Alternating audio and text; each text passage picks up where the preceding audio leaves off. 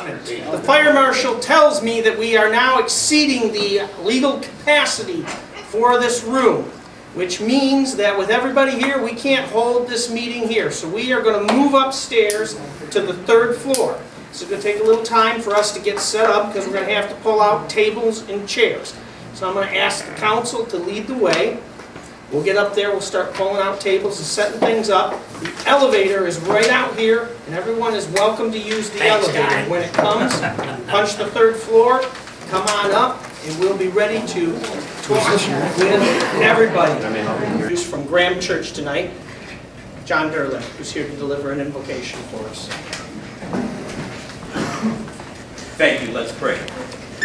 Almighty God and Father in heaven, thank you that through the Lord Jesus we are invited to bring our requests on behalf of the residents of Perry and of our leaders, the City Council and Mayor Hugelet, Superintendent Haven and the Board of Education, our township and county officials, State Representative Frederick and State Senator Barrett, Governor Whitmer, our congressional delegation, President Trump, and members of the judiciary, that you would protect them and direct them and prosper them in all of their deliberations and decisions for the formation of a more perfect union, the establishment of justice, the assurance of domestic tranquility, the provision for the common defense,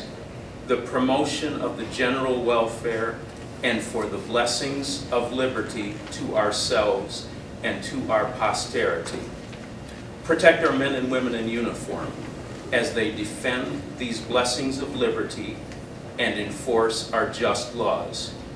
May Perry continue to be a community where family and neighborhood bonds are strong, where children are educated for life and living, where churches minister to the spiritual needs of all, and where businesses prosper financially as they provide lawful and morally superior goods and services.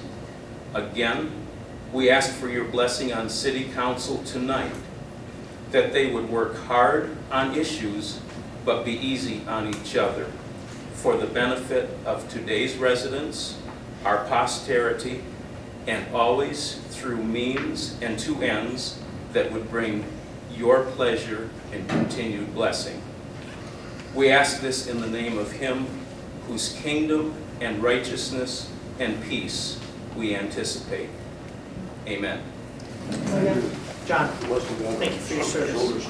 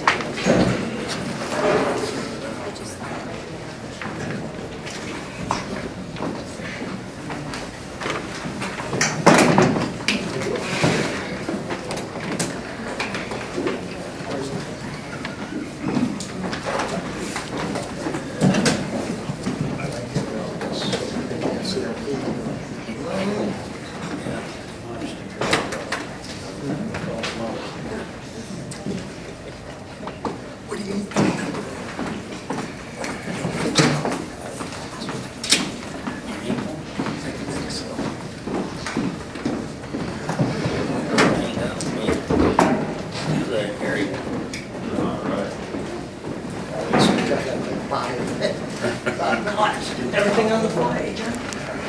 What do you guys do when your chambers get filled up? The county commission, those are much smaller than ours.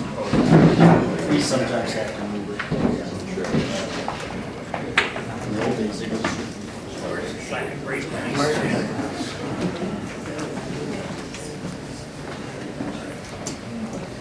All right, we're taking care of a couple housekeeping items. We're going to make sure the door is open on the 2nd level so other people coming late have a chance to see the sign down on the 1st level and see that we've moved the meeting up here. I have a request from the clerk Since we're anticipating a substantial amount of public comment, for purposes of her keeping the record, it would be helpful if folks would write their name and information down on this piece of paper. It's not required. You can remain anonymous, and you'll appear as an anonymous commenter in the minutes. But if you want your name to be reflected in the record, please write it down for the clerk and let us know where you're from.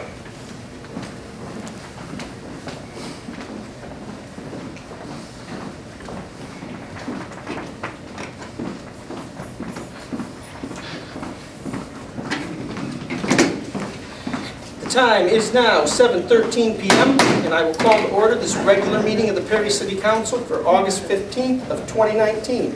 If all those who are able to stand would please do so and join me in saying, I pledge allegiance to the flag of the United States of America and to the republic for which it stands, one nation, under God, indivisible, with liberty and justice for all. Thank you. Everyone may be seated.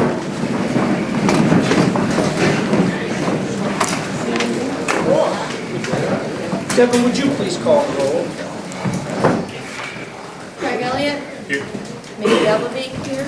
Adam Grass. Here. Christopher Powell. Here. Michael Queen.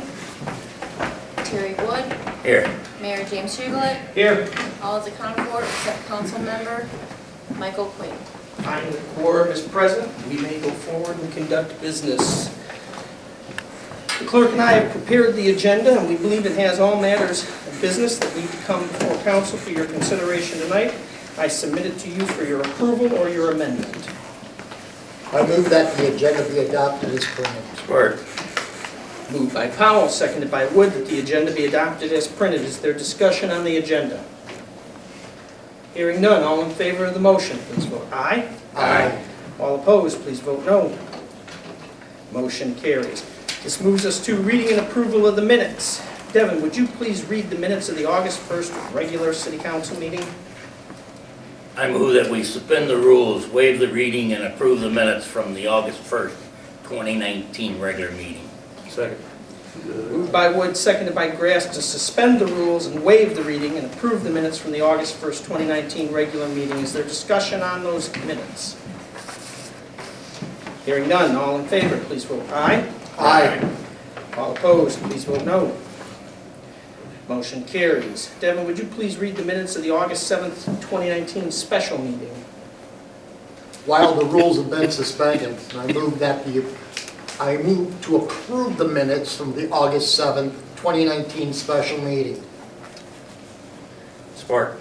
Moved by Powell, seconded by Wood, that while the rules are suspended, got the wrong words here, that we waive the reading and approve the minutes of the August 7th special meeting as presented. Is there discussion? Hearing none, all in favor, please vote aye. Aye. All opposed, please vote no. Motion carries. That'll move us to our pre-approved reports. I have a note here that says we don't have our August picks for the Mayor Ross DeLue Perry's Pride Award or the Put Your Best Face Forward. Is that correct? Or does the council member have anything to present on that? Okay, so we will put that off. I have two pre-approved reports tonight. I expect the one from our library director is going to take a little longer. So why don't we start with our county commissioner, the Honorable John Plummer. Oh, John, I'm sorry. Could I have you pause for a minute? Devin just reminded me, I have a public hearing scheduled for 7:15, and since we started late, we don't have time to hear you first. Thanks, John. So the time is now 7:16 p.m., and I will open the public hearing regarding the proposed special assessment district. Is there anyone here from the public that is here to speak to us regarding the proposed special assessment district on Washington Street regarding paving?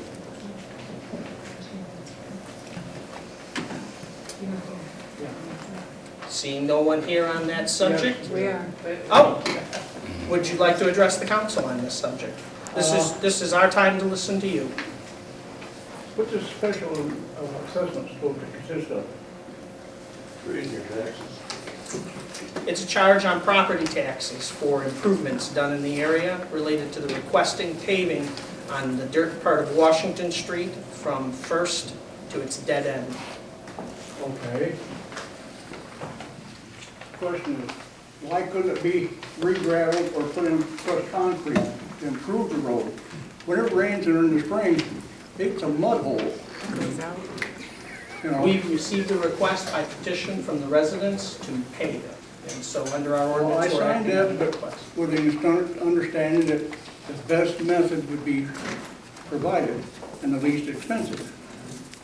Now, Tarvian, and what I've understood is gutters and curbing is to put in also.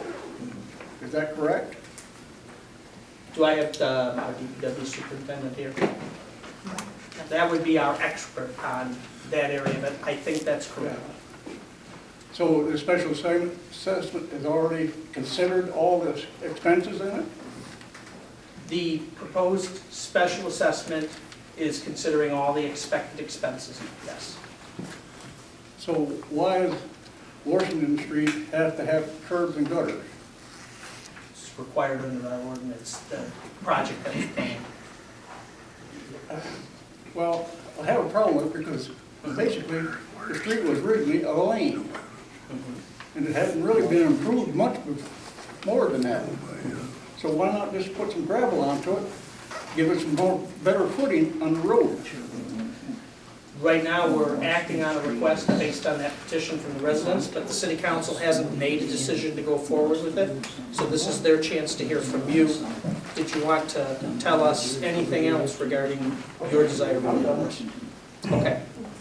Yes, ma'am. Ms. White, we were made to understand that if it was crushed concrete, that the city would absorb that cost. And other than that, if we want any better than that, we would have to split that with between 4 or 5 neighbors. There's not many of us down there. So of course, we're concerned about the price. And are you considering at all crushed concrete? I don't know where the rest of the neighbors are. Yeah. There he is. Well, this is the beginning of a process after we receive the petition, so we get a chance to hear from the folks affected by it, so that they have a chance to consider your concerns Okay. before they go forward. All right. Did you have anything else? No, I just wondered what, if it was all set in stone, that it's going to be carving because it's a lot of money. This is the beginning of the process. Okay, all right. Thank you. Yes, sir. I just heard a little hearsay about it. I live on the road also, and all I keep hearing from Dave is Cleves is gonna be over $100,000, and we gotta split it up with the road frontage, whoever owns the most, pays the most. I don't know, have you guys come to that conclusion yet, what the cost would be? Did you get your notice?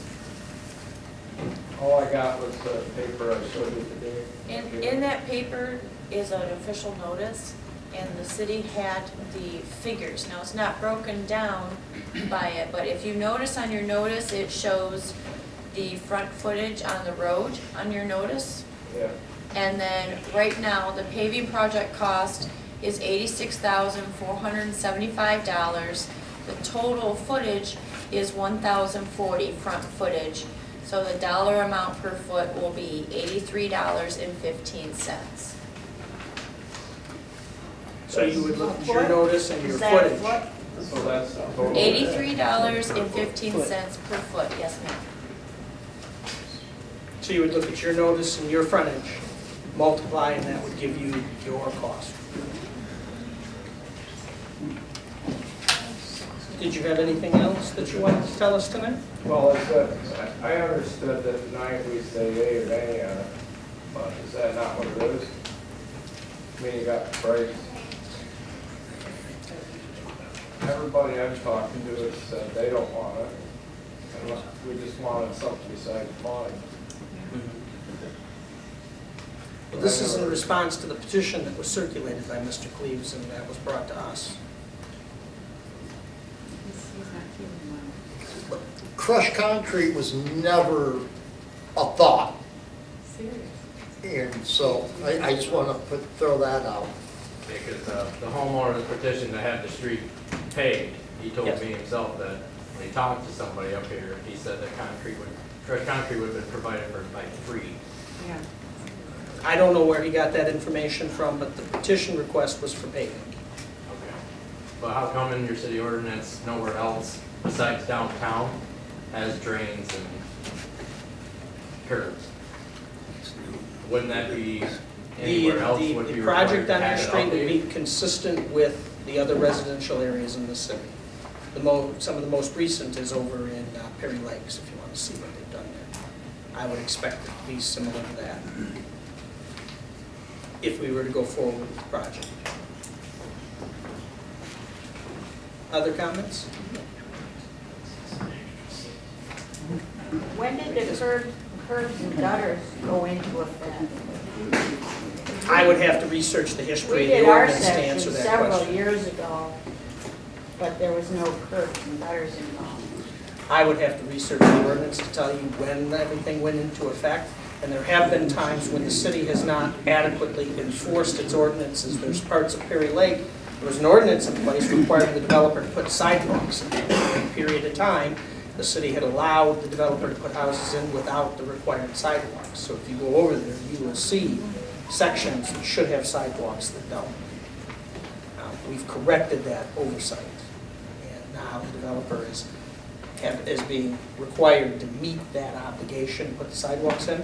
So I can't answer the question without doing some research as to when that went in place, and I would have to do further research to see if there was a time that the city didn't enforce that part of its ordinance. But I just wanted comments related to the proposed special assessment? You have some comments related to the proposed special assessment? I have a question. Well, how about if we get to deliberation and then we can take up your question?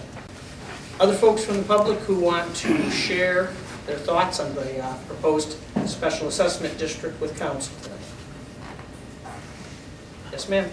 Is it not the city's responsibility that we can get to our home that we pay taxes on? I don't understand. Can you fix it somehow without us having to pay an astronomical amount? Well, Because we actually, people get stuck at the end of the road, it goes out, and they have to park beyond and walk to the house. we received a petition requesting the paving of it. Under our ordinance, when we receive that petition, this is the process that we go through I regarding understand. potential paving. Just one So- person then put in that petition? I understand that a majority of the residents on the road signed that petition requesting the paving. I don't have it in front of me, but do you have that information? I'm looking. So our ordinance allows residents who live on a dirt road to make this request, and so we're following the process.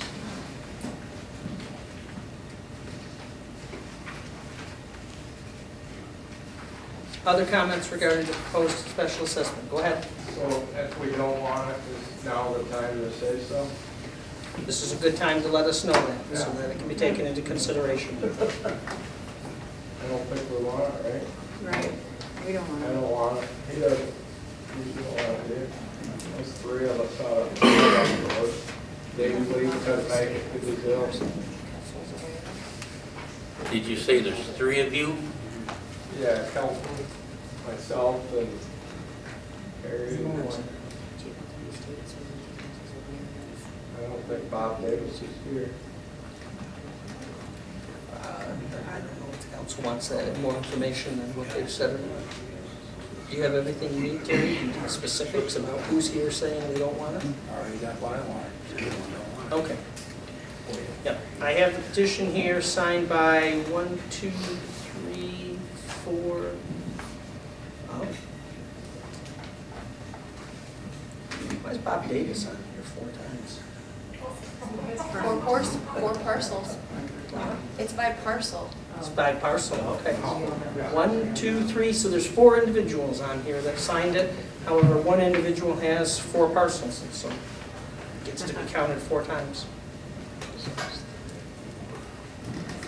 Okay. Mr. Mayor, Tom? while they're here, why don't you ask them exactly what they want, since they're the majority here, that does not want what's being proposed, and then go from there. I think they've been fairly clear that they are looking for crushed concrete to be spread on the road. But if there's anything else that you want to tell us, it'll be taken into consideration by the council going forward. That's all crushed concrete or asphalt grindings or something that'll hold up instead of a big mud hole. The worst spot's right in front of the guy on the corner, Dave Cleves, and I think it's from the salt coming down from the main corner maybe. I don't know what's causing it. It's almost like there's a wet spring there. But they need to just put something in the road to stiffen it up. It'll be good. In summer, it's all dust all the time. And then it's spray. Okay. Other comments on this subject? Anyone else want to be heard for this public hearing regarding it? Yes? Yeah, can the person or folks that file a petition have it full if they want to, anytime during the process? I'd have to research the ordinance to see if they can pull it, but I think the council's hearing what the residents are saying fairly clearly. I don't know what they're going to want to do. I would have to receive a request from them, though, to put a petition before I could even consider it. Other matters for this public hearing? You might ask the mayor. Yes. Can we know like who's here and how many parcels they have to compared to the? Are you willing to identify? If Who is those here? who spoke on this subject are willing to identify yourself, some of the council members would like to know who they're hearing from. You don't have to identify yourself to be heard at a public hearing. Harry Hamilton. Thank you, Mr. Hamilton. Mrs. Hamilton? Yes. James Shively. Mr. Shively, thank you. Any others? Kelvin Kincaid? Kelvin, thank you, Mr. Kincaid. Others who want to identify themselves or be heard on this public hearing?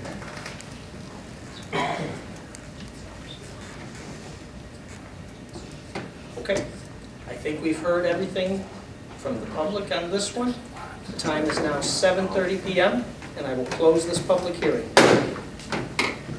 Commissioner John Plummer. Welcome in. Thank you, Mayor, Council, citizens. I'll be brief this evening, and that's tough for me, but I will be brief. On commission things, I'm the liaison to the County Road Commission. I'd like to point out that you've seen a lot of blacktopping again this summer. They put chip seal, and now on top of that chip seal, they'll put fog seal. And that will seal the chip with the blacktop underneath it. They did the same system last year, and on those roads, they painted the lines. And next year, well, they'll wait, put the lines on the new stuff this year, they'll paint the lines on next year. Also, the Road Commission has bought a lot of salt. I mean, I hate to remind you that winter's coming, but they have bought a lot of salt, and the pricing was decent. For the Board of Commissioners, we had quite a thing today. Our county treasurer has decided to retire, and his last day will be August 31st of this month. The process for appointing a new treasurer, there are several avenues, but mainly the avenue is you have the county clerk will be the chair of that committee, which is Caroline Wilson. The prosecutor is Ms. Finnegan, she's on that committee. And also the probate court judge, which is Tom Dignan. The three of them will take applications, do the interviews, and they will make the decision on who will be your next treasurer. They could also not do anything and let it go to the next election. But the treasurer's office does see the treasurer, okay? So most likely there will be an appointment. We have a new finance director at the county. She was a local gal. She had worked for a firm in Owasso for many years. A lot of us know her from her work with auditing and governmental accounting, and we were quite pleased, and she's been with us almost 2 months, and what she knows and how she can handle stuff has been excellent. So we're very happy about that. If you have any questions about anything about that, if you talk to me later, it'll be fine. There's a lot of other stuff to do tonight. Other thing, I'm going to talk a little bit. I chair the CESA Alliance at your ambulance and fire, and our chief here, Guy. We have been researching for a year how we were going to expand our fire hall, downtown ambulance hall, and if we could. We've gone through the scenarios of putting a second story on. We've talked to the city about the library next door, which they were, they're trying to get into a bigger building. Also, taking over the alley to have enough depth to handle the trucks that we buy today, fire trucks, obviously, and so on and so forth. And after many, many hours and many cost estimates and brought in builders and everything, we believe that it's going to be very, very difficult to stay there for today and then 35 years in the future. That building was built in '85, and I know Bill Kobe's around here someplace. He and I chaired that building committee in 1985. And they said 30 years, and gee, I'm still alive, and it's been about 35 years since it's happened. So, something that we're going to throw out to the city today is that that building is going to become eventually vacant. And it's also right next to the Edna Bentley Library. Also, the city is actually part owner of course, the Fire and Ambulance Service. I am an appointed representative to that board from the city. Actually, the other appointed person is Dean Osanasa. And our board is comprised of those areas who we service for ambulance and fire. What is good about maybe possibly this, the building, if we leave the building, Perry Township and the city would determine what would happen with that building and how it might be used or whatever. So, I would propose to the city that we might put a couple of council members together and the representatives, John Plowman and Dean Osanasic, along with our chief. We do have a building committee in our CESA Alliance, that we might get together and look at the avenues that could come to fruition. So you can see this is a long term. We've been at it a year now, but this is going to be another long term. This isn't going to happen next week, but it'll happen hopefully within the next year and a half, a plan to leave that building, or if it does expand in that location, it would go through the alley, so we'd have to close the alley. That's a very difficult thing to do. We'd have to move power, and there's a lot of other things right there that would be very difficult to do. So, if the council has any questions on that, if not, I will sit down now, but I'll talk to the mayor later about putting that group together. Maybe you have other things that you're doing, but I know that you've been looking at buildings, and maybe you've made decisions or not. I don't know. So, anyway, thank you. They have it this week. I'll be happy to take your call. At a reasonable hour, Yeah, during the day. Does council have any questions for our commissioner? Hearing none then, our next report is from our library director, Jamie Cromwell. Jamie's here to talk to council a little bit about the library's vision for the potential expanded facility that we're working on. Well, I'm going to quickly do the annual report. I'm making my tour the townships and cities, I call it.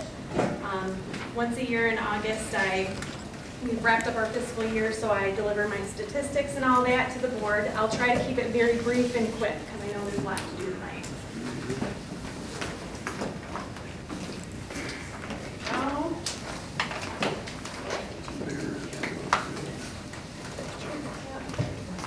You never did this any colored. Wow, I can get that. Switch break. Okay. You're fine. You're not sneaking on here with them, nobody knowing who you are. Sorry. They all. First of all, my name is Jamie Cronley. I'm the director of Community District Library. And I brought along with me Carol Pavlika. She's the branch manager at Perry, so you might recognize her if you use the library. So in front of you, you have a bunch of statistics that I present to you every year. These are district-wide statistics regarding circulation, collection, that type of thing. Circulation actually maintained very steadily over the last fiscal year. We wrapped up our fiscal year on June 31st. So we were pleasantly surprised to see that. children's books had the most amount of circulation at just over 30,000 materials district-wide. I would say, I didn't actually write down the total. I have them all listed separately, but I think it was about 90,000 materials district-wide circulated. And Harry is the second largest circulating branch, next to Corona. Our collection. That door has to stay open back there. Can't close it, sorry. Both of them? No, but we gotta keep one open. Thank you. I appreciate the effort to shut down the background noise. You'll see the collection broken down. We've increased our digital collection significantly over the past several years. I won't go a lot into that, but you're already aware we offer ebooks, e-magazines, e-audios, that type of thing for download. Our newer Hoopla service, in fact, we're having a hard time keeping up with customer demand on that because it's a pay-per-circ service, and we budgeted for the entire year, and we meet demand at the reset time at midnight. By 2 o'clock the next morning, people have already set their alarms, gotten up, and checked out materials, which is great. They're using it. We just, at this point, don't have enough money to pay for the demand. So we're going to have to go over those costs. Below that, you can see our revenue and expenses. We run a tight ship at the library, so we are very, very careful with how we spend public funds. And we always do very well in our audit, so we never go over budget. The next page are a bunch of statistics. I call it by the numbers. The total population that the library serves is just over 25,000. Library visits district-wide are just about 80,000. That's our door count, people who walk through our doors.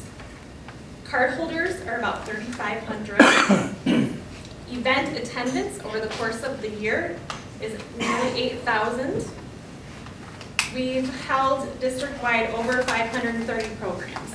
Programs can be anything from story times to cooking demonstrations, classroom visits, that type of thing. Computer use district-wide was about 15,000 people logged into our computers. We have a software that keeps track of the numbers. Wireless usage was about 3,300. And these are just some pictures of things that have been going on at our library branches all year. This year, actually in June, we received a grant for new technology and innovation. And with that grant, we purchased learning tablets called Launchpads, 50 of them. Those have been going out like hotcakes. They're learning for math, science, technology. It makes learning fun on the tablet for kids. They're very portable. They've been wonderful for the summer. Parents love it because you cannot connect onto the internet, so it keeps kids safe.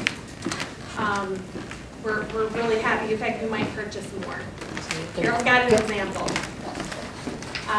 Last September, we began circulating hotspots.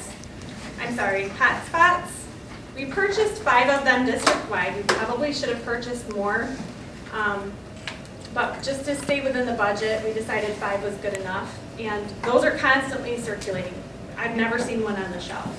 So there's still a lot of people out there who don't have internet at their house. And hotspots allow people to take the internet home with them and apply for a job, do research for school, that type of thing. So we're really happy about that. We've made an effort to do a lot of school outreach, try to grab kids in from the classroom and do library visits. Because of the new school mandate where the children have to pass a certain test by 3rd grade or they're held back. So we've been really working hard with schools the past year to get kids into the library, especially for summer reading. We don't want to prevent that summer reading slide where kids kind of lose what they've learned through the school year. Our summer reading program increased this year from 722 participants to 861. We sent out our summer reading brochure to every child. I dropped them off at nearly every school where we have a branch. So every kid from preschool to 5th grade will go home with that brochure that details what we do for summer reading. And we're really good about programs. We just push programming, and that's what brings the kids in. And I've noticed that since we've been pushing programming and doing really fun things for summer reading, that we're retaining the kids that started younger, and they're staying with the program through middle school. Usually when they get to middle school, they kind of drop off, and I'm seeing a lot of the same kids staying within the program, so I'm really happy about that. One more service that we added this year was wireless printing. I know at the Corunna branch, we're behind the courthouse, so we get a lot of people coming in with documents on their phones or their tablets, and they need printing service quickly. And so we're able to download an app, it comes up, and it prints wirelessly right there. And that's available at all of our branches. So we've got a lot of positive feedback for that also. This year we're going to be part of Perry Fest. Carol's going to be, we're not sure exactly what we're going to do for the parade, but we will have Bubble Man. We're going to have a book sale. We're planning on handing out tokens during the parade to kids to come back to the library and get some ice cream. And also September is National Library Card Sign-Up Month, so if you don't have a library card, I would invite you to please stop in, check the library out, see what we have to offer. Carol will tell you about it, all the cool things that they're doing. Come and see me, we'll get you a and card, get a get you all library set card. up. You want to say anything? Just please support the library, it's a good thing to have, it doesn't matter what age you are, if you're young or old, we do a lot of good for everyone. I have all kinds of programs going on here, like I said, just please support us and come in, see what we're about. It's not just books. You don't know unless you come in there and then you talk to me or Tony, and this is what it is, so come in. Thank you. You ready to do your Questions? presentation? Sure. Let's go ahead and get through the presentation, and then if council has Okay, any questions, all right. we'll deal with them all at once. Well, and then we're going to move on to okay. public comment. And this will be quick. I have a presentation, but don't worry, I'm going to make it as quick as possible. I'll get the lights for you, Jane. See if it works. If council members want to step away from the table to be able to see better. Yeah. Oh, this might be hard to see. That wall downstairs is better. Leo?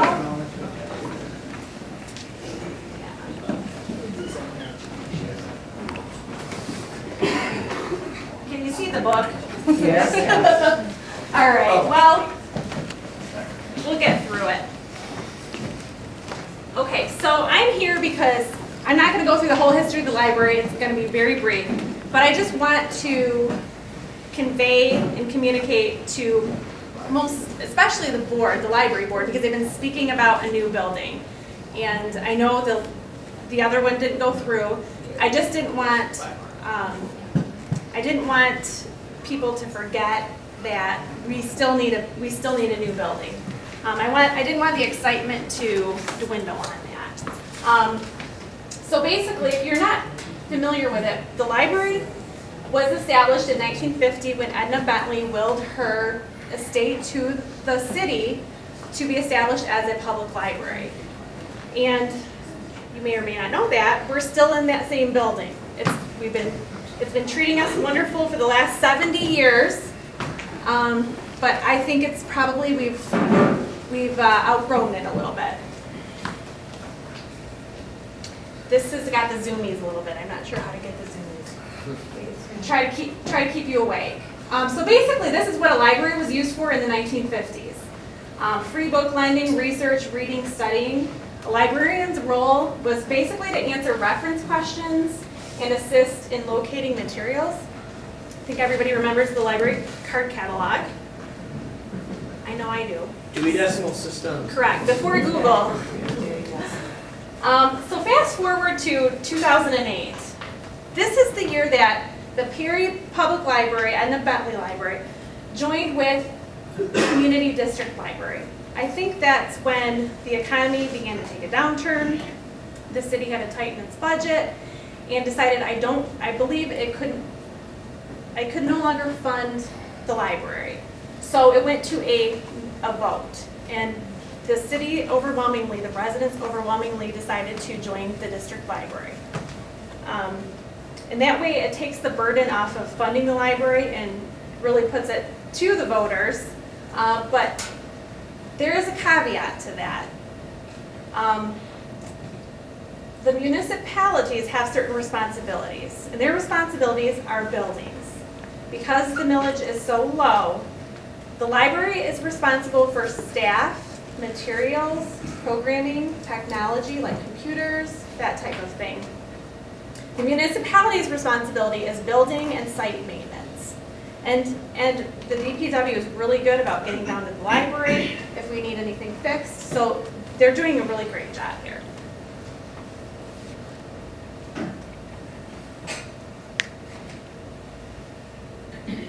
Now, libraries have changed a lot since 1950.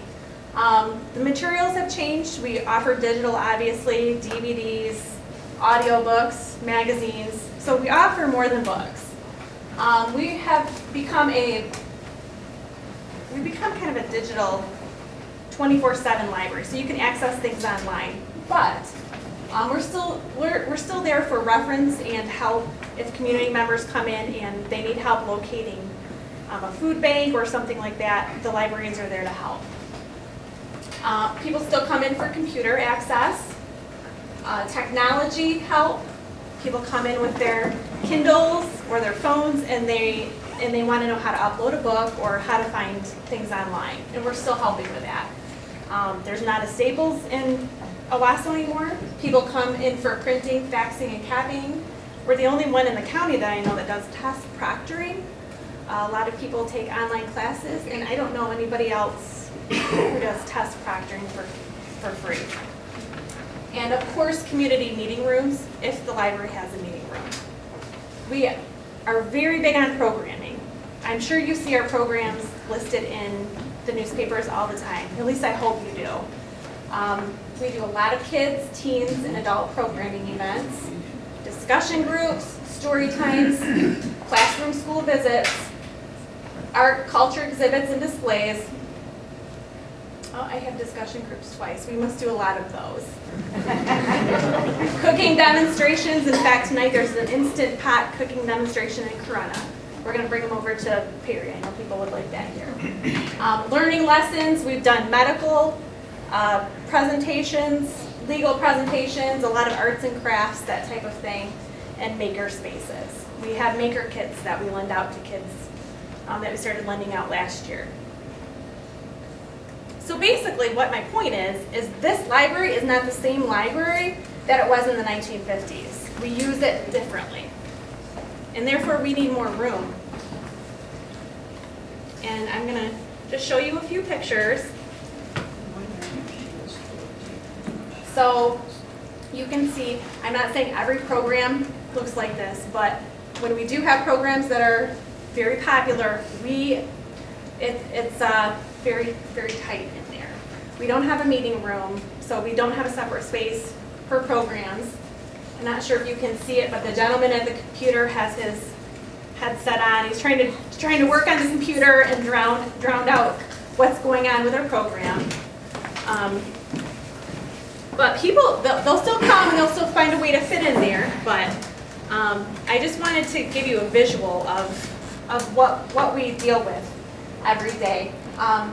Over in the corner you can see the children's area, and then there's a door right next to that leads out into the alleyway. So in my opinion, it's not very safe for kids, and it's really hard to reconfigure that library any differently. A couple of years ago, we removed several shelves and tried to become open concept to create room for programming, and we've done that. It just is still tight.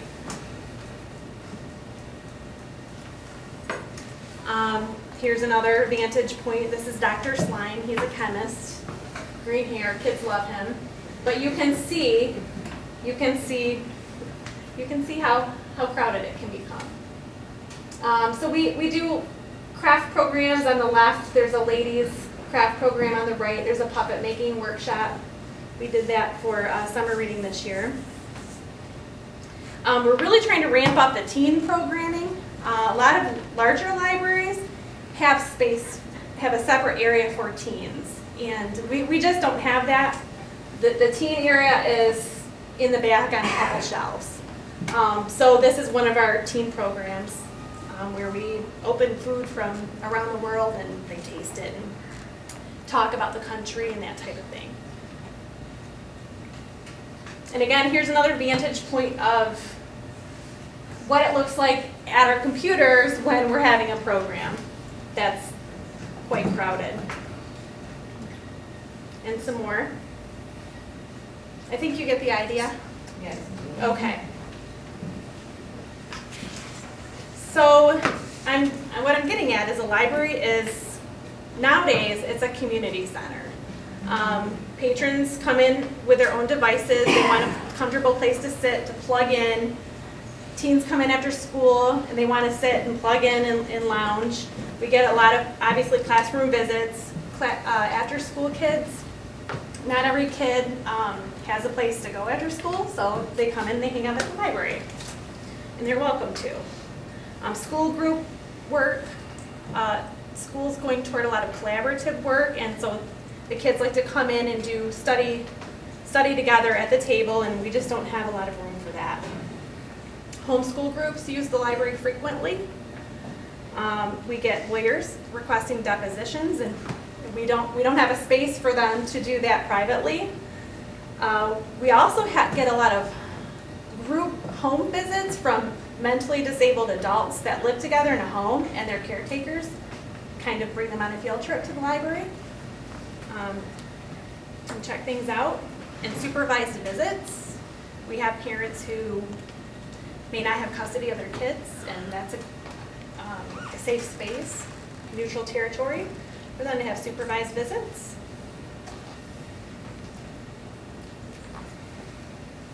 So what's driving this? Why now? Why didn't we ask for this 5 years ago? Well, you may or may not be aware, but the library was gifted by Ken and Joanne O'Berry. Generous amount of money. They were a couple who were very community-minded, community-oriented, and they thought the best place to leave their estate and their money was to the library. Basically, they wanted the community to have extra services, programs, that type of thing. So we want to do some of the things the larger libraries are doing. We want to use their money wisely. We don't want to just invest it into an old building where we can't expand, we can't provide, new technology, services, and that type of thing in an old space. So I've just kind of given examples of things that we would like to do. We would like to expand our children's area. A lot of larger libraries are going to kid-friendly areas. So you want the child to learn to love the library before they can even read. So it would be nice to have not just a children's area, but possibly a toddler area. Here's a couple examples. Teen. This is one thing I love. We don't have room for a teen room. I've tried to make a certain spot in the library teen room. It's just not going to work. It's not big enough. But this is what teens look like. We get a lot of them after school in Corunna, and they have a small space and they lounge. They sit on their phones, they talk, they do homework, they play video games. But this is what I want for the teens in Peoria. I want them to have something to do. So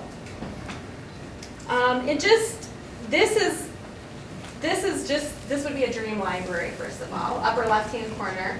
And then on the right-hand side, libraries are doing some cool things. This is a maker studio, and that's actually at the East Lansing Public Library. They have 3D printers, They have Mac computers, and they have a sound booth where they come in and can do recording, all sorts of things. Now, if we had the space, we could do these things because of the gift of the O'Berrys.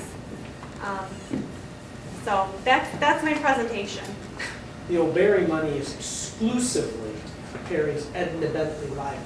The library cannot take these programs and put them in another place. That was one of the restrictions put in place by the O'Berrys. They wanted the Perry community to benefit from their estate through the library.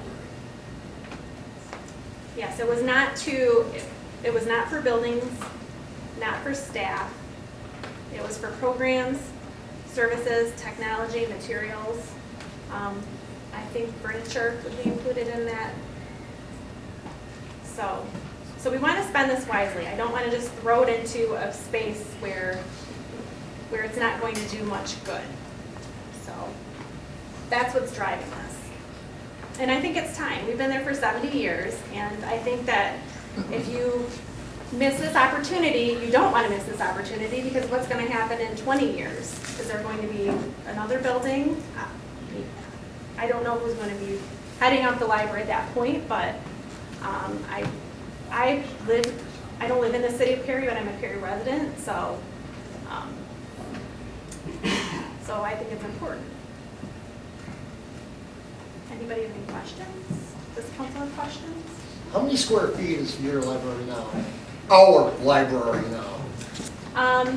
John isn't here. I know the number I have, Chris, is about 1,200. I know what it is. The building is 2,880, and they use about 1,800 square feet. It's in the master plan. I believe that. The front of the library is, I believe, 1,200 square feet, the usable patron space. From there on back, it's for staff. It's kind of, it's a maze back there, so that is not usable by the public. Back room's not really suitable. Not at all. So really, the usable space is 1,200 square feet. So we would like something that would be, honestly, if it's possible, something larger than what we currently have, which is, how much space did you say? 2,880, according to the master plan. 2,880? Okay. Okay. So that would be nice. Other questions from council? Other questions at all? I have one. Can Sure. you make that space usable if you did construction at all? Instead of getting a whole new building? You probably could, but I think the amount of money just to reconfigure it. Well, a building is a lot though, so it might be worth looking into. It could be. It could be. I know I would that have my DPW superintendent here, but a lot of those walls, as I understand it, can't be removed. they're probably load bearing. You'd have to break them down. From what I've seen in the library, you're not gonna get that much more room turning up back, No. that back out anyway. No. No. It would be a significant cost. Other questions? Anything else, Jan? I don't have anything else. Thank you for taking time to listen to me. I know that you have a full agenda tonight. I appreciate it. And I appreciate council's time that you've already spent on this. And DPW also.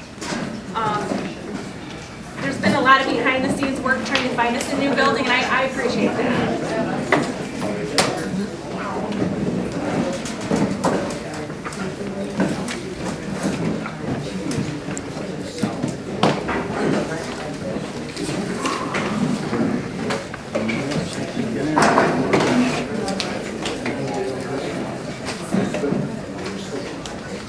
Okay, we're going to move to the next part of our agenda, which is public comment. Let me give a little bit of information about that. Perry City Council gives an opportunity for members of the public to address them on any matter you may have on your mind, both at this point in the meeting and at the end, under any other business may come before council. Public comment is limited to 3 minutes per person per section. So each individual may have 3 minutes during this section and an additional 3 minutes at the end of the meeting should they wish to have that. Every individual has a right to be heard by the council, so if you want to speak, you get the opportunity to come up and you get your 3 minutes. However, we could have a very long night of public comment. If any groups of people would like to select one of their members, if you've got somebody with you who is particularly articulate, then we will recognize them, and before I start the clock, give them an opportunity to introduce the people that they're speaking for. So if you're sending up somebody to speak for your group, we want them to know that that person is not just speaking for themselves. We'll give them a chance to recognize everybody that they're speaking for, so council knows that those words apply to that group of people. Also, before the meeting, we did receive a request for one person to be recognized at public comment, and since I assume he's here on the clock, I would be. I'm going to recognize first, from Foster Swift, Mr. Thomas Menger.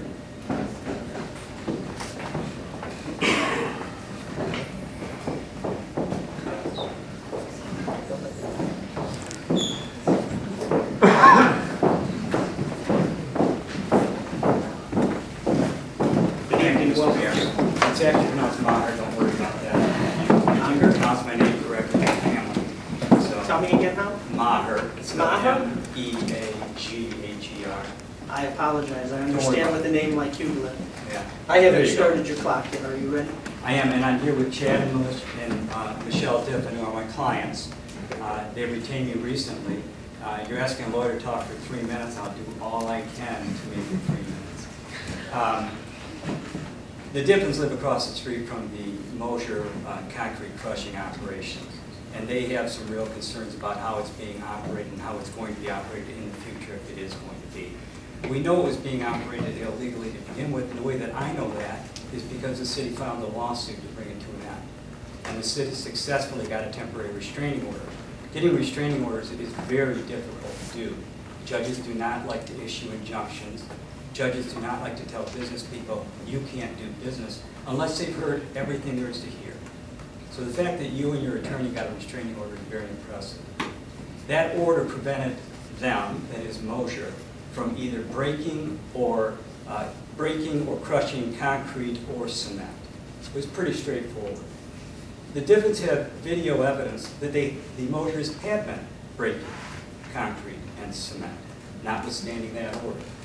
And so, because of their concerns, they came to me. They're spending money on a lawyer. They're spending money on me to be here tonight. That's how much it means to them. And one of the biggest issues they have is the lack of communication. I represent townships and communities throughout the state. That's most of my work is representing municipalities in litigation. And I know for a fact that the thing that gets you there and the thing that makes it hard to get out is lack of communication. I think if you do your best to keep the Diffins more informed, more part of the process, that will be very good for all of you. Because right now, they really don't know what's going on. Why, when the order is being violated, why isn't something being done about it? Now I know, and again, I represent townships. I know there's a lot going on that you can't necessarily tell people about.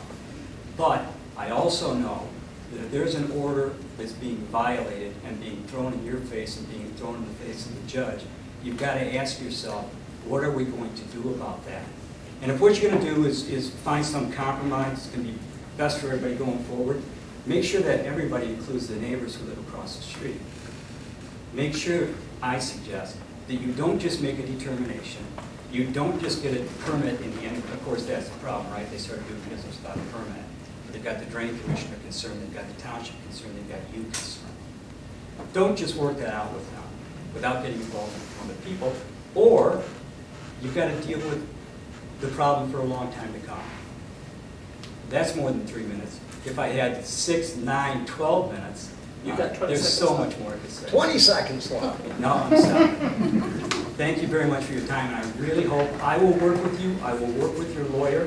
Please don't keep us in the dark. Thank you very much. Good enough? Very good. Now, I will open it up for other members of the public to address the council on any matter. Would anyone else like to address the council at this time?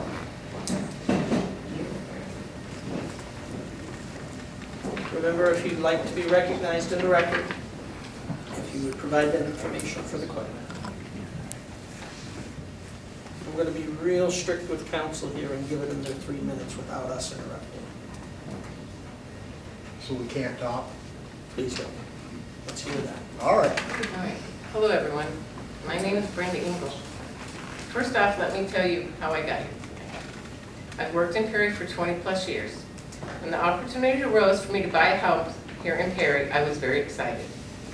I'm going to own a house, kitty corner, from the McQueen House. What an honor to be in the presence of such history of my new city. We know that my new house needs work, as most old houses do. While tearing down the porch, we discovered some headstones from the 1800s.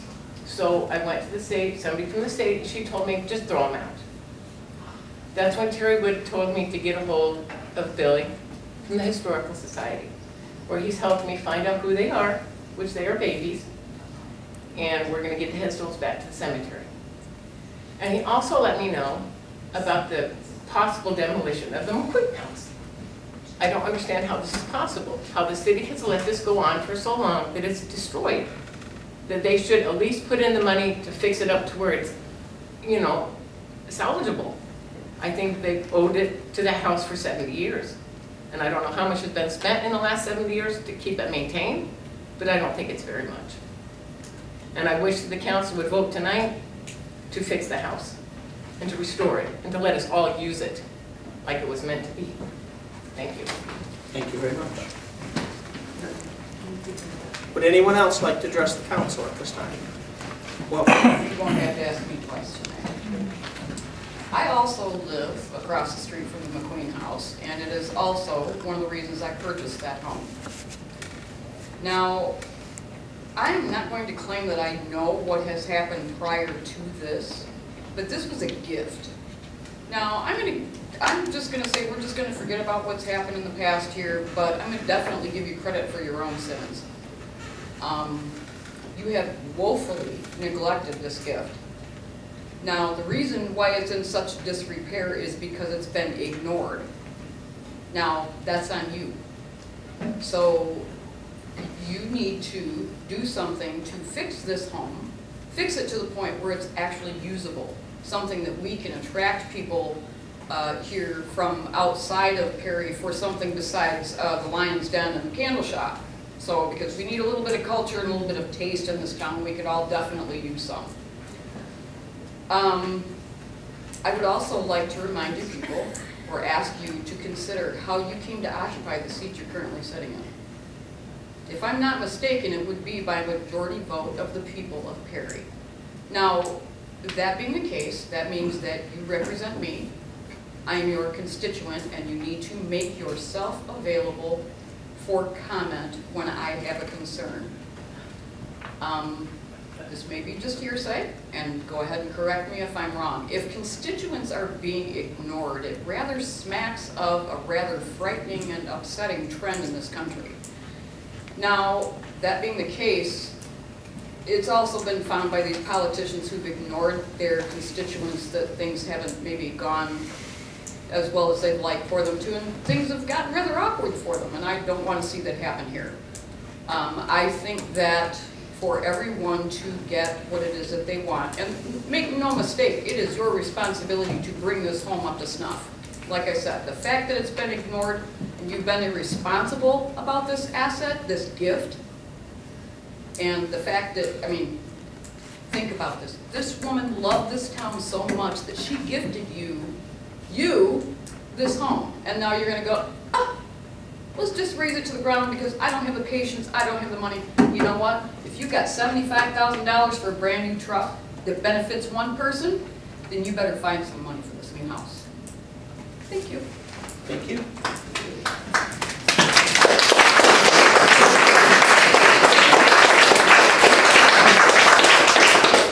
Welcome in. Hello. My name is Ashley Lamro. I live next door to the McQueen House. It's what I see every day. I love it. There's a beautiful, beautiful red barn that was next door to my house. Locked my feud from the fire department, which was, you know, kind of nice. I don't mind the fire department, but I love that barn. Got tore down. Didn't know it was getting tore down. Wasn't aware. Really, it pissed me off because I would have been more than willing to buy over that property in that barn. Now I'm being told the McQueen house that I get to love and see is possibly being torn down. And then I was told possibly a pavilion is gonna be there, which won't be too bad, but it's not the McQueen house. Now possibly the fire department tear it down. Well, what's that gonna do to my home? If I'm gonna be right next to a parking lot, that would definitely piss me off. I know these are rumors that are being thrown around, but my home means a lot to me and my view of where I get to be. I love, I'm almost the only house on that block. I have a whole big yard that my kids get to play in. They run all over the McQueen house in the front yard and check everything out. My grandma for years was a part of the committee who took care of all the gardening. She still has her house here in Perry, and we still get to enjoy that. I may have grew up in Owasso, but now Perry is my home, and to see that that house go down kills me. To think that that house, even in its a funky yellow color and everything, that there's nothing that can be done to save it, and that a bucket on the floor to stop the rain is the best thing, and nobody has thought up until now that, you know what, we'll throw a couple of bucks into it and make it look nice, and we can start doing the things that we were doing before. I've seen tours go in and out of there. I've seen photo opportunities in and out of there. Last night, there was a huge group of kids and moms all playing in that yard, running around and having a great time. I don't want to see that go to waste. I don't want to see those memories and everything else go to waste because we can't figure out a way to preserve it. Just like the barn, supposedly needed a roof, and we couldn't find a way to put a roof on that barn or to even offer up that chunk of property to my home. I easily would have taken that over because it was a gorgeous historical barn. And watching people go in there and chop it apart broke my heart. I got to walk through it as it was completely gutted. Gorgeous. I don't want to see the same thing happen in the McQueen house where if you walk through it, yeah, there's some flaws, but overall, it's gorgeous. It's something that you don't have. My house is super old and plaster's falling off and everything. But you know what? I take the time, I fix it up. I put some elbow grease into it and I find a way. I hope that this community can find a way to put some elbow grease into it and fix it up and make it what it once was at maybe not a huge cost to everyone, but a cost worth keeping. It is a house worth keeping in this town.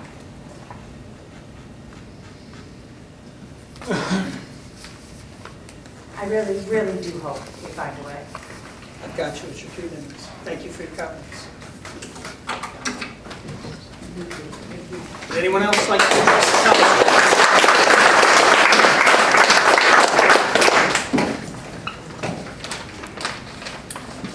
I'm Kelly Wilson of Perry, and I'm here to urge you to fulfill your responsibilities to the people of this area to properly care for the McQueen house. It hasn't been properly cared for a long time. And here we are today. Bessie's home can be a tremendous asset to this area if we work together to make it one. I'm well aware of what it takes to restore and maintain a historic home because my husband and I have done it several times to homes in this community, and it's an investment that is worth making. I suggest to you that the city of Perry does have enough money. The problem is not the lack of money. The problem, at least one of the problems, is misplaced priorities. Not only is Bessie's home a beautiful Italianate-style home, it contains countless historic documents, photos, and artifacts. And these are not simply pieces of paper. They contain stories of ordinary people just like us. They lived here before us, and they helped shape this area into what it is today. History is to our community what memory is to an individual. I ask that you think about what makes a community successful. And certainly a successful community requires safe drinking water, adequate fire protection, and emergency medical services, for example. But in addition, there's a quality of life component to a truly successful community. And that's where Bessie's home becomes important. I urge you to take a fresh look at the home. It's the first stick-built home in the area. It can and should be the site of many community activities. And the stories of those ordinary people need to be told. It's important that the leaders of this community understand the value of history and its role in revitalizing communities. Today and forward from here, we all have the opportunity to work together to make this home the community asset that Bessie intended. It does no good for anyone to point and say your end of the boat is sinking, because we are all in this boat together, and we must work together. It is said that history repeats itself, and it repeats itself because nobody was listening the first time. I hope you and my fellow citizens are listening and are ready to step up and do the right thing for this whole community. Please save the McQueen House. Thank you. Thank you.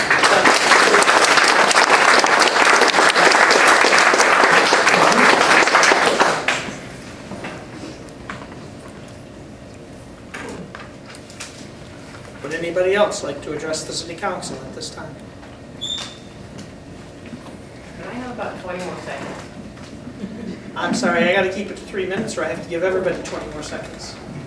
But there I'll is give up another my 3 minutes extra later time. in the meeting if you want to stay till that I'll point. give up my extra time.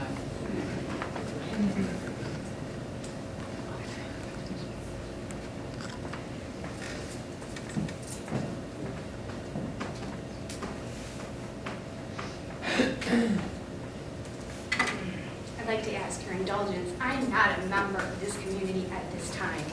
My name is Teresa Gehring, and I lived in the Perry community and went to school here between 1960 and 1978. Lived here until I was 21 years old, and then moved away to go to college, moved away to teach in a couple of different states, and am back here in Michigan. I currently reside in Sterling Heights, Michigan. And I came from there today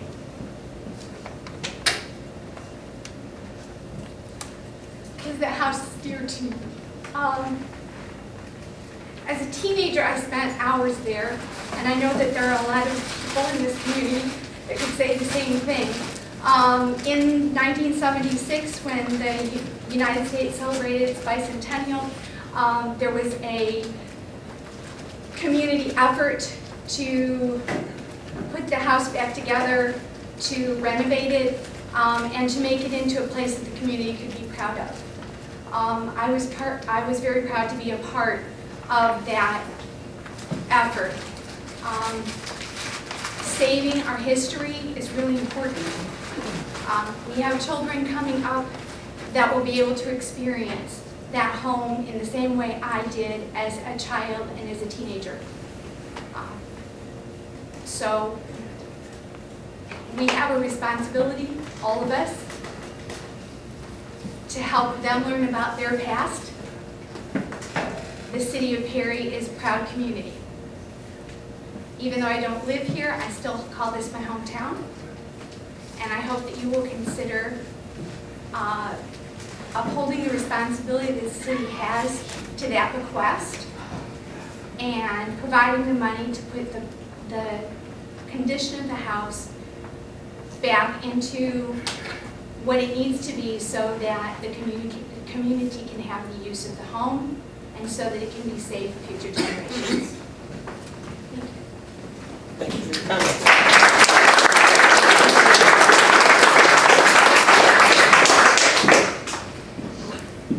Welcome, and I'll let you get settled up there, and when you're ready, we'll start the time. I'd like to, my name's Kimberly Fran, I live at 208 North Madison Street. I moved here 6 years ago. Families that lived there before me have been there. And there's carvings on their stairwells, there's their tick marks going as the kids had grown up. And when I bought the house, Billy Joe said, you know, there's some things we've fixed and some things we didn't, you know. And I talked about that, and it's like, no, that's history, that's staying, you know. The ladies worked real hard, and they got you over 200 signatures to keep that house. I was on there, I'm on there. History is my family, my parents, my grandparents, my great-grandparents. You know, they all taught me, you know, gardening, woodworking, crafting, history, the value of history. Now I have a whole room in my house with photos, history. You know, this town has history. I haven't been in that house, but I'm dying to go in it. You know, I preserve wood. I bring it back to life. I'll strip off 5 layers of paint just to see what that wood looks like underneath. You know, any help that I can offer to keep that house there and help to bring it back, I'll give you 30 hours to make that happen. You know,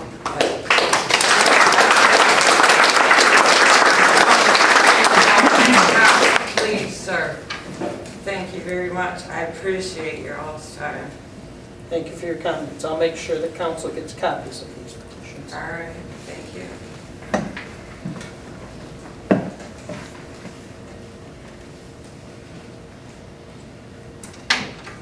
Anybody else? Would anybody else like to address the council at this time? I do. Chief? Yep. Please call me Guy. I'm not acting as the fire chief right now. I've lived in the city of Perry for 30 years. Before that, I was raised in Perry Township, just outside the city.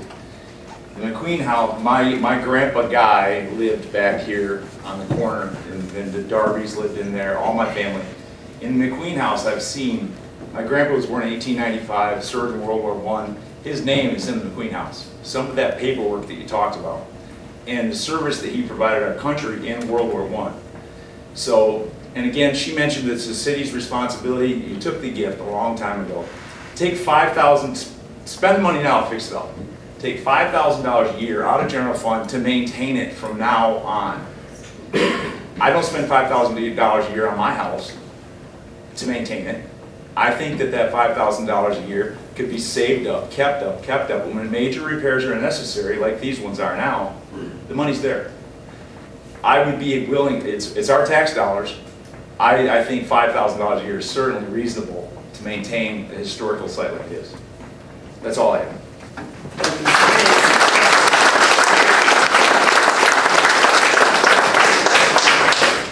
Would anyone else like to address the city council at this time?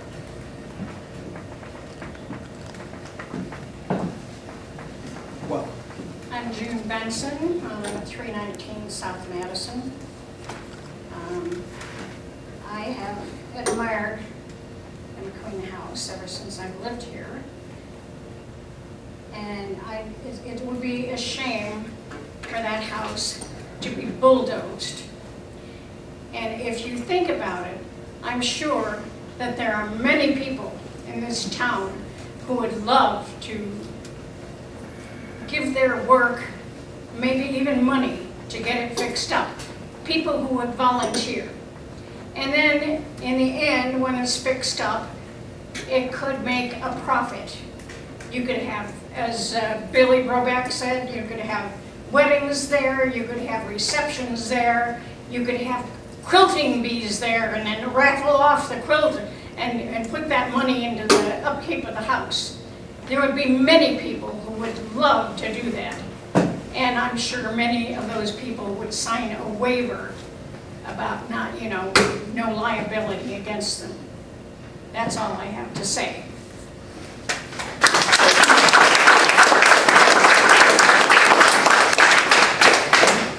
Would anybody else like to address the city council at this time?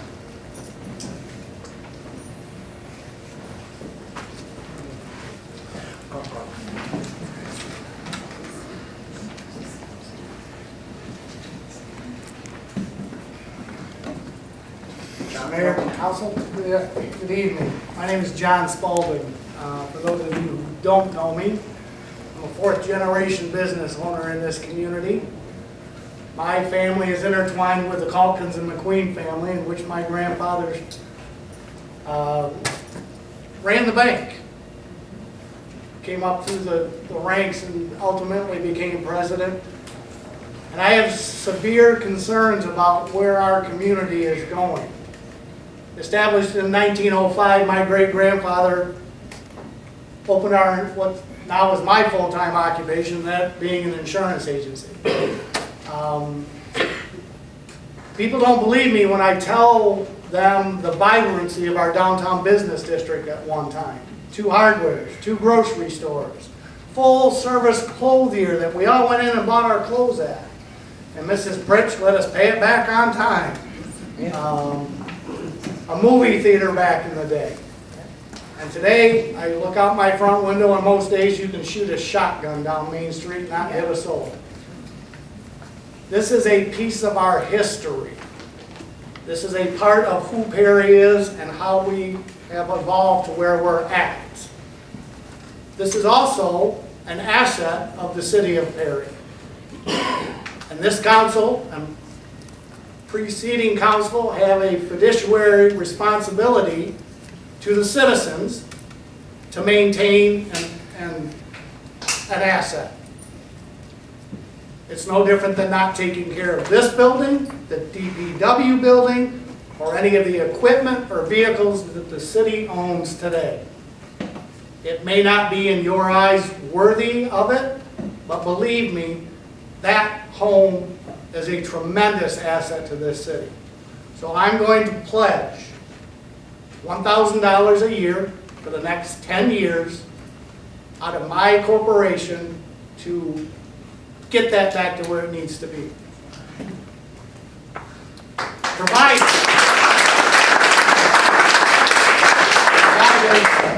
the city does not, obviously, demolish it, and then we get a commitment from this council that it be returned to its grandeur and its glory years.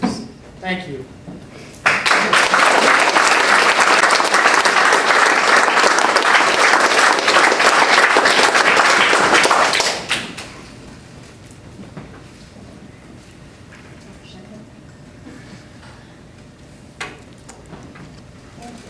Would anyone else like to address the city council at this time?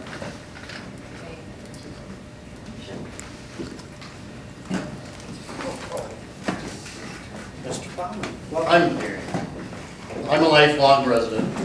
My father, my grandfather, great-grandfather. I grew up in Ashley's house. Where are you, Ashley? Right here. I was there till 3rd grade. I played in the side yard. And there was old man Thatcher, who didn't like my dog. My dog bit him. And that was a real ruckus. I've gone to 2 churches in my life, and they're both on one side of the McQueen house, and one's across the street. And John Spalding really hit something in my. It's hard for me to talk about, but yes, Perry used to be quite a vibrant city. Through the highways and byways and not enough room for parking and all sorts of little things became big things, and Perry's pretty quiet most of the day. I'm still downtown, and the building I've been in since the building was built in '60, and I've been in there ever since. It certainly would make our city look a lot better if we maintain the gardens. I certainly didn't like the barn being torn down, but you know, that's the way things are at times. So anyway, if you can, and you've got a pledge, and I'm sure more pledges would come forward, take care of an old house like that. It costs a lot of money, and it takes a lot of time. Thank you, John.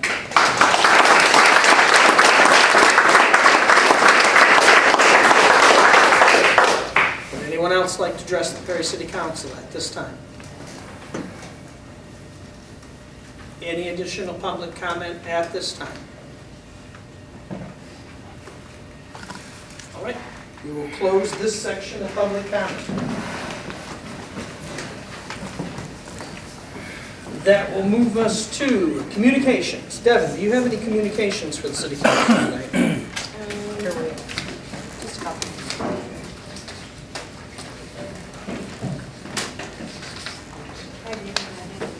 I just want to make sure council is aware.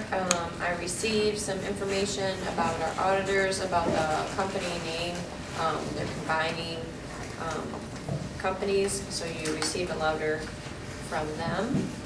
Also, you received some correspondence from the city attorney. I want to make sure that you received that.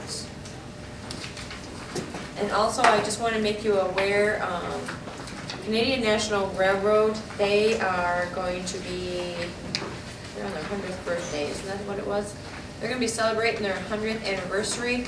They sent a polite letter, and they also sent kind of like a brochure, community room. I'm going to set that down in chambers to allow everyone to enjoy that. And last but not least, I have a letter to read. August 5th, 2018, regarding Perry Fest 2018. Dear City of Perry Mayor and Council members, it's festival time and preparation is moving forward for the 2019 Perry Fest. As in the past, our goal is to feature low-cost activities for the entire family, which is continuously accomplished with generous contributions from businesses and community members. We would like to invite you to be a part of the family of contributions again this year. Your support of past festivals has been greatly appreciated, and we sincerely hope to continue that relationship for the 17th Annual Perry Fest scheduled for Saturday, September 21st, 2019. This year's festival will feature a variety, performer entertaining the crowd with stilt walking, several styles of juggling, unicycling, and balloon twisting. Our festival features include a 20-foot rock wall, bungee jump, silent auction, cycle show, musical entertainment, flea market, swap meet, parade, children's games and pony rides, miniature golf, and a fantastic fireworks display at the end of the day. For more information and applications about various events, please log on to the city website at www.perry.mi.us and follow the Perry Fest link. Thank you in advance for your consideration. Sincerely, Dory Bortman. And then the last is I had asked Dory to make sure all council, the events that, the flyer that you have received, these are pretty close to confirmed. So a flyer will be available to the public shortly. But there is a view of what Dory has been working on. And that's all I have for right now. Very good. Thank you. That will move us to mayor's reports. I don't have any report from council other than items that we'll take up under the business items. We'll move to committee reports. Do council members have any committee reports to deliver tonight? Hearing no committee reports, we will move to presentation and approval of the bills. Council has had the opportunity to review the bills. We seek your permission to pay them. I move that we approve the bills as presented and that payment be authorized. Moved by Powell, second by Elliott, to approve the bills as presented and that payment be authorized. Is there discussion on the bills? Hearing none, all in favor of the motion, please vote aye. Aye. All opposed, please vote no. Motion carries. That'll move us to old business. First item of old business is mayor's appointments. I have one, but I haven't talked to the fellow who holds the position.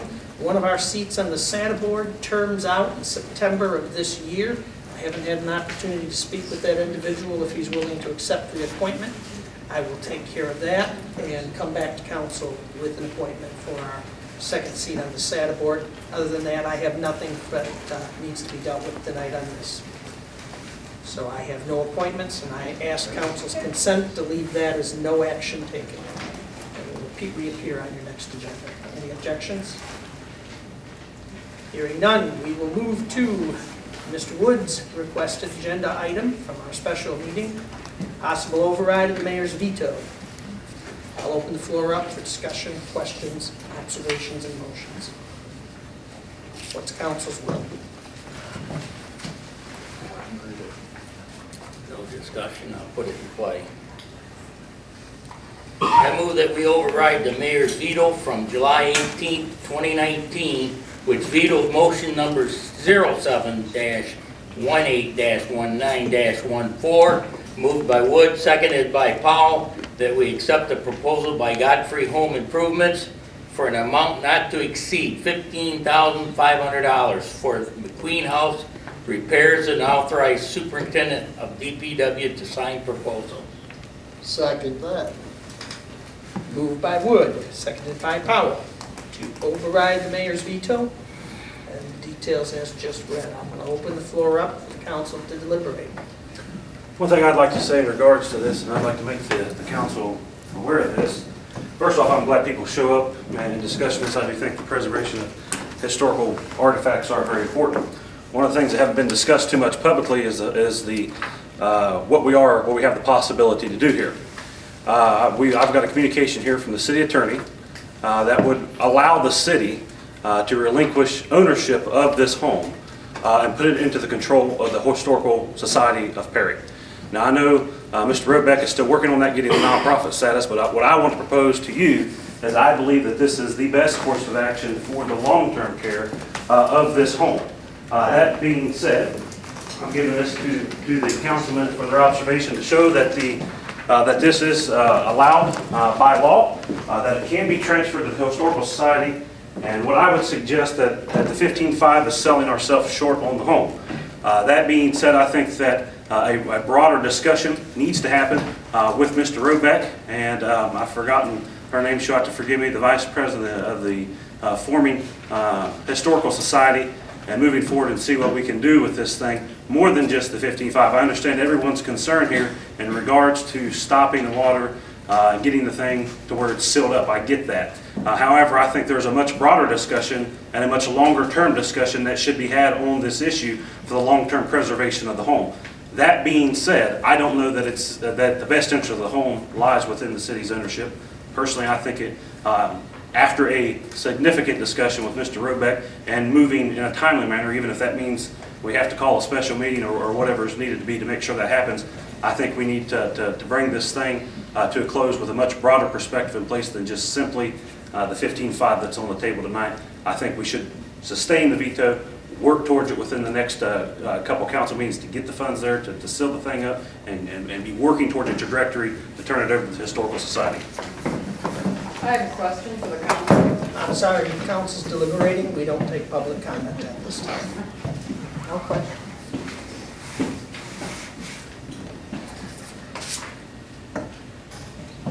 Is there other discussion? Questions? Anything else?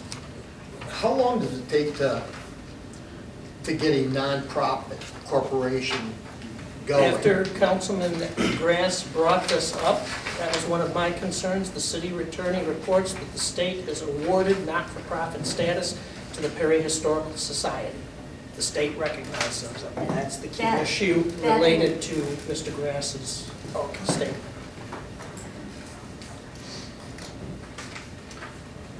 And also, with that being said too, that's working to just so, I have been in extensive conversations with Mr. Robeck in regards to this matter. That doesn't mean just turning over a home that's dilapidated to a historical society that has no money, just to be clear. So, Additional discussion with council. I still read. I'm sorry? He's a slow reader. Were you looking to do something with this tonight? I would be willing to hold a special meeting and do what's necessary, but I would like to be in a move to not just the 15.5, but to be moving towards a trajectory after a conversation with Mr. Robeck, whatever they have to do to not only take the 15.5, but to be looking at options for the ongoing cost with the home that the city currently takes care of. Obviously, as a newly minted nonprofit, they do not have the resources to continue electric utilities, insurance, all those things. So that would be a broader discussion to have to be had, but I would like to see it done as a single package and move this thing in a manner that's comfortable with the Historical Society and that would accomplish the goals of what needs to be done here. To pursue this, Terry, I think we need to get some additional legal advice on how that would work. I think there would have to be some discussions with the Historical Society through the president. And that's something that could be done if I could get a little direction from council on what they're thinking. I would obtain the opinions. Councilman Grass and Councilman Elliott had both approached me on pursuing this, and we discussed timelines. Any two council members have the authority to call special meetings And if they were to indicate to me that they wanted one, I would facilitate the process by calling a special meeting with the items that they have. I would say probably to get you, once I understand what it is that council wants to consider, I think I could have the opinions for you by next week. And then I'd just look for a commitment to get a quorum here, if that's what you want to pursue. So you can have a meeting the next week. I'm quite intrigued with this. I don't know that I'm ready to jump out on this just yet. I'm still digesting it. You fed me a whole bunch here. What I'm kind of thinking I'd like to do is go ahead with the 15.5, the veto override, and then pursue some interest. I'd like to talk to some people, and I'd like to. I'm interested in this. Okay, but I don't know where everybody else is. I don't know where the city people are. I don't know where the lawyer is, but I like it. Well, it'd be an Is that opportunity something- for folks like John Spalding to consider if we went this route, perhaps he'd make his commitment to the McQueen House and the Historical Society rather than through the city. Tax deduction. And certainly we could, I believe, I'm not an attorney, but I believe that the city could make a commitment. You heard a suggestion from Chief Hubbard on a potential commitment that could be made, but I would be able to obtain opinions for whatever course council wants to consider, so that you know the rules and make sure you don't run afoul of them. I kind of like what Terry said about allocating the money to the McQueen now, get it tightened up, and then work on the transfer.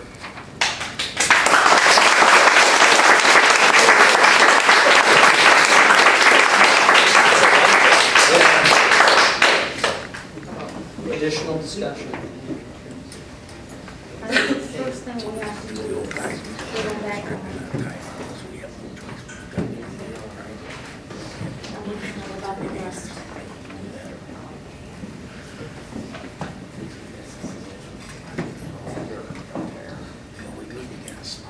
Mindy, Chris said he didn't hear you, if you want to. Terry is over here talking loud, and I can't hear. I think we need to give them back their money and then worry about anything else later. Give. The McQueen House. Mr. Mayor, I'm sorry, we're not taking public comment. I'm This is gonna deliberation. say something. Speak up. We can't hear. Can't hear anything you guys are whispering about. Okay. We're supposed to know what's going on. Thank you. Something for council members to be aware of. Is there further discussion?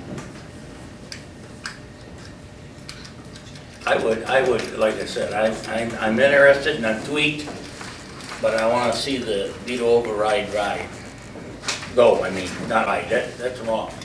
I want to see it pass. I mean, I'm for this, and we can call a special meeting at any time to act on this. But I got to talk to some more people. I agree. I'm only as smart as me, and I'd like to talk to a few more people to see. But I like it. I think it's something we ought to do maybe. But I would like action on the veto override because there's restraints on that. Is that not correct, Devin? Time restraints? There 30 is to days or 2 override a meetings? veto. If council were to come up with a different kind of motion, structured differently, that included the 15.5, that would be a different motion.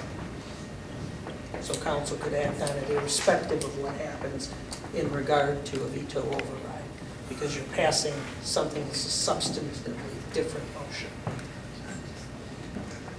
So I want that, 15.5. I wouldn't, what I'm saying to you, Terry, is that I wouldn't come back later if council worked something out and then made a claim that the 15.5 can't be included because the veto wasn't taken. I don't think that the charter supports that. I think it's intimidation here. I think it needs to be done because we don't know what's gonna happen. This just came up. with Vito. We need to talk to the individuals involved, we need to talk to the community. We've already heard a great deal that they want to keep the house. So if we don't do the override, anything could happen. And they deserve that money. That was given to them. That was designated for them. It shouldn't be took away.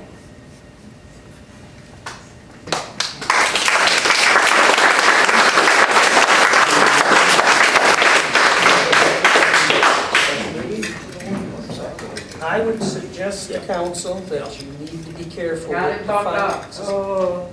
I'm talking pretty loud right now. No, I'm not talking very loud at all, sir. I'm talking pretty loud. Speak I would- up. No, let's have some quiet out there, and maybe you'll be able to hear. Give them the 15,000 and we'll be quiet. Let's have some quiet out there, maybe you'll be able to hear me. I would suggest to council that you need to be careful with the finances at this time. Looking at the new library, council's begun to consider a different building, which is going to be an even bigger cost commitment.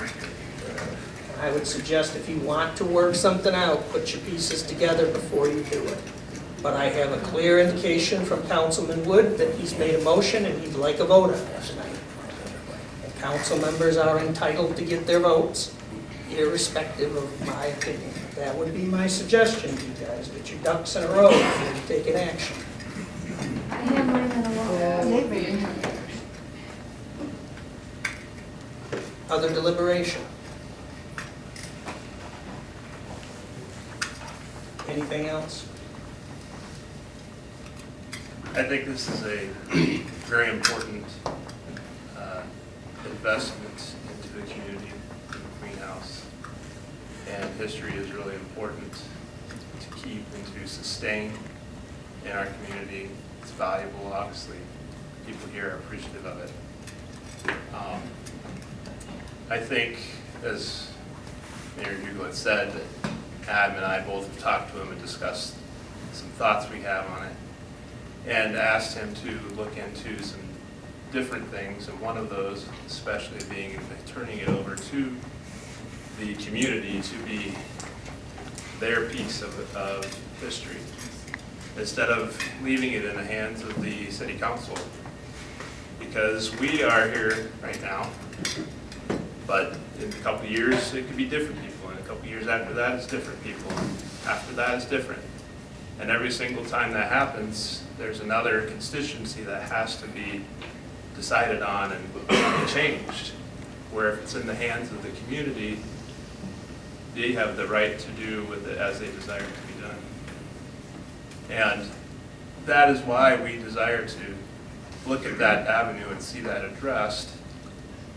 And to also a recognition that putting it into the hands of the community gives it a much more viable option to be sustained and continued.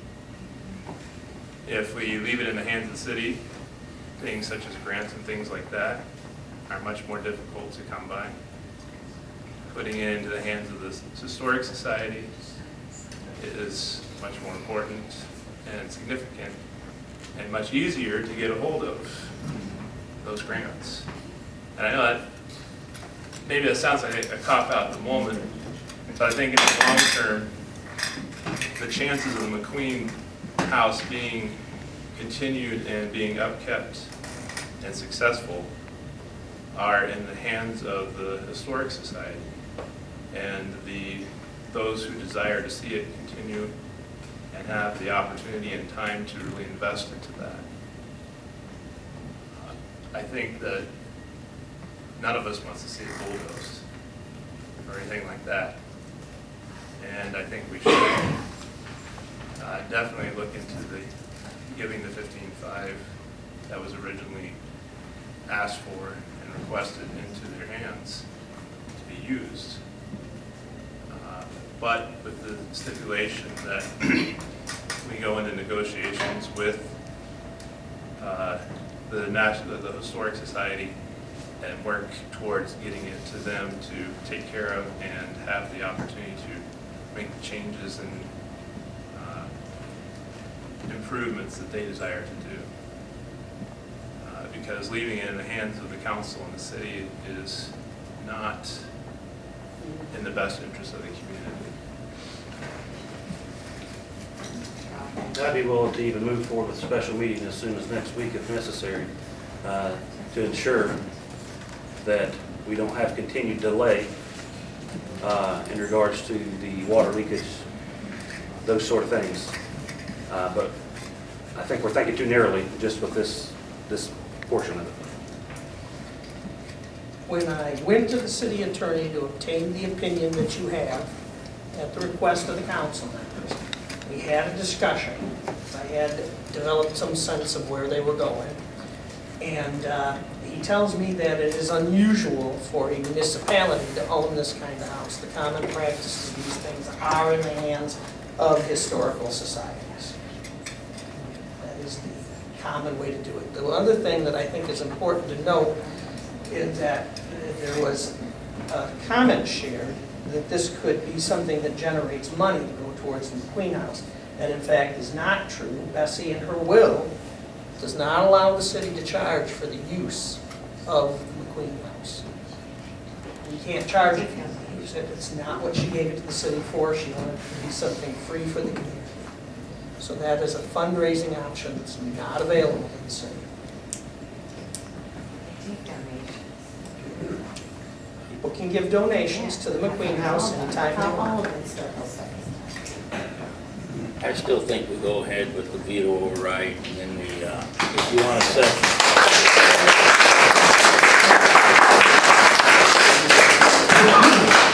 if you want to set a special meeting as early as next week, I wouldn't have a problem with that.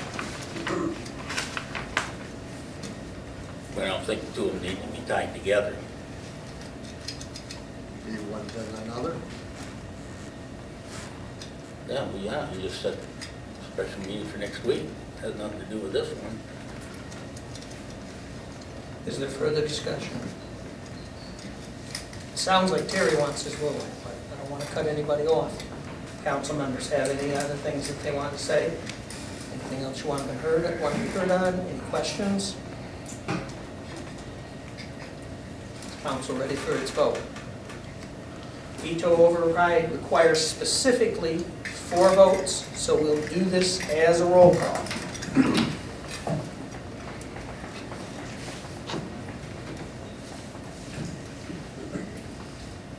Councilwoman Galvin. Yes. Councilman Elliott. No. Councilman Powell. Yes. Councilman Wood. Yes. Councilman Grass. No. The vote is 3-2. The motion to override the veto fails. I suggest, if council wants to pursue this, that we move quickly. Can we set a special meeting right now? Yeah, you guys will have to give me some advice on what you want to be able to handle that. And I will obtain from the city attorney opinions regarding what we think that you need. And we can establish a date now. So let's start with the date. When is everybody available? I'm looking at next week.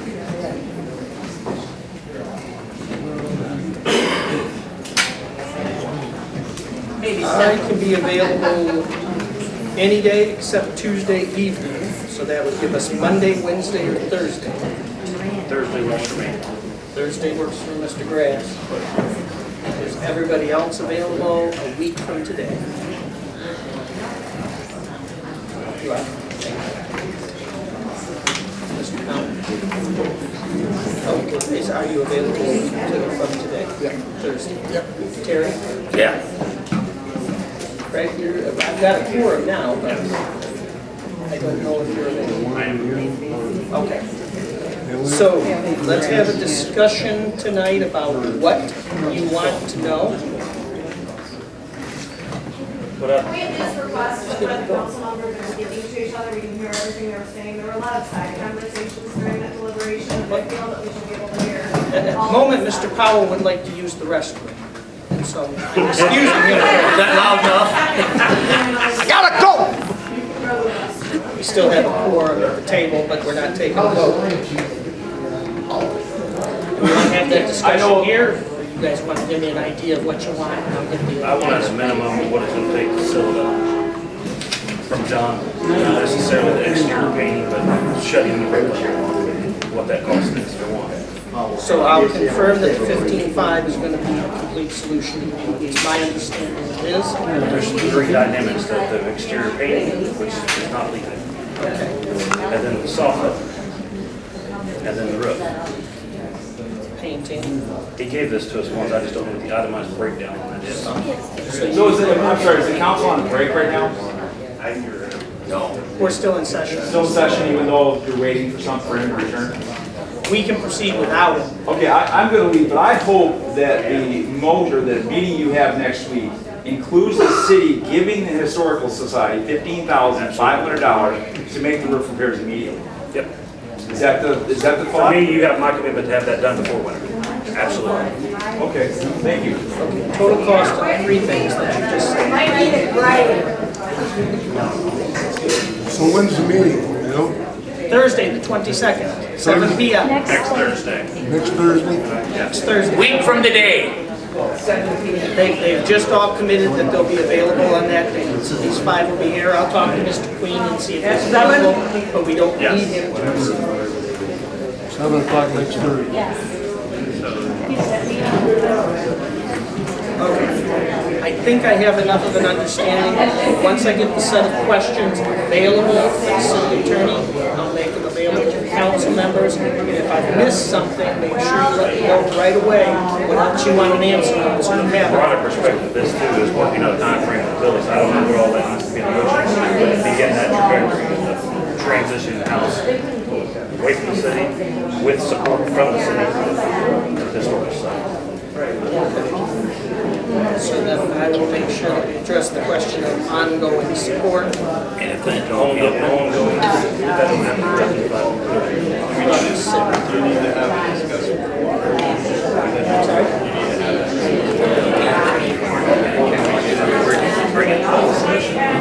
I'm giving everybody here. Getting by us, alrighty.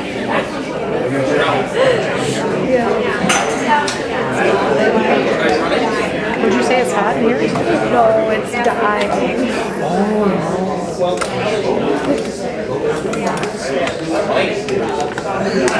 How that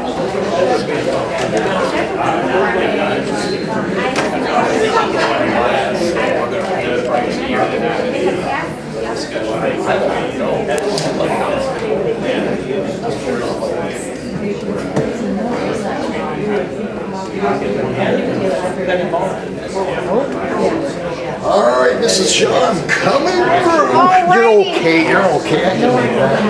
You don't get legally. As far as all that other stuff. Alrighty, Chris.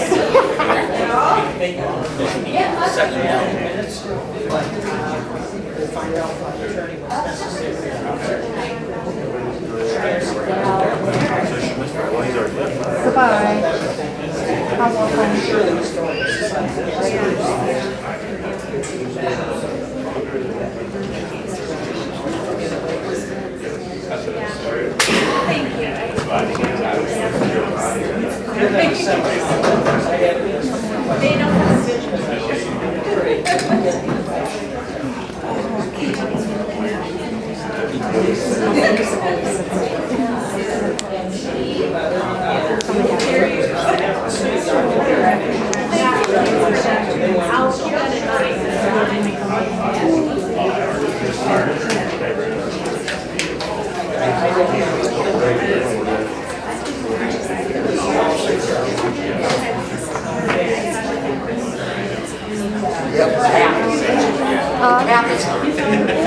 No, it's not. No, it's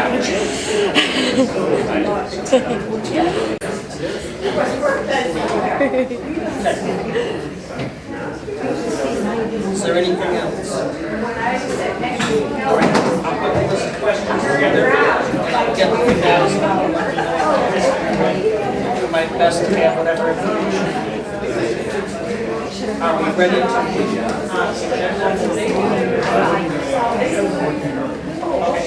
One order.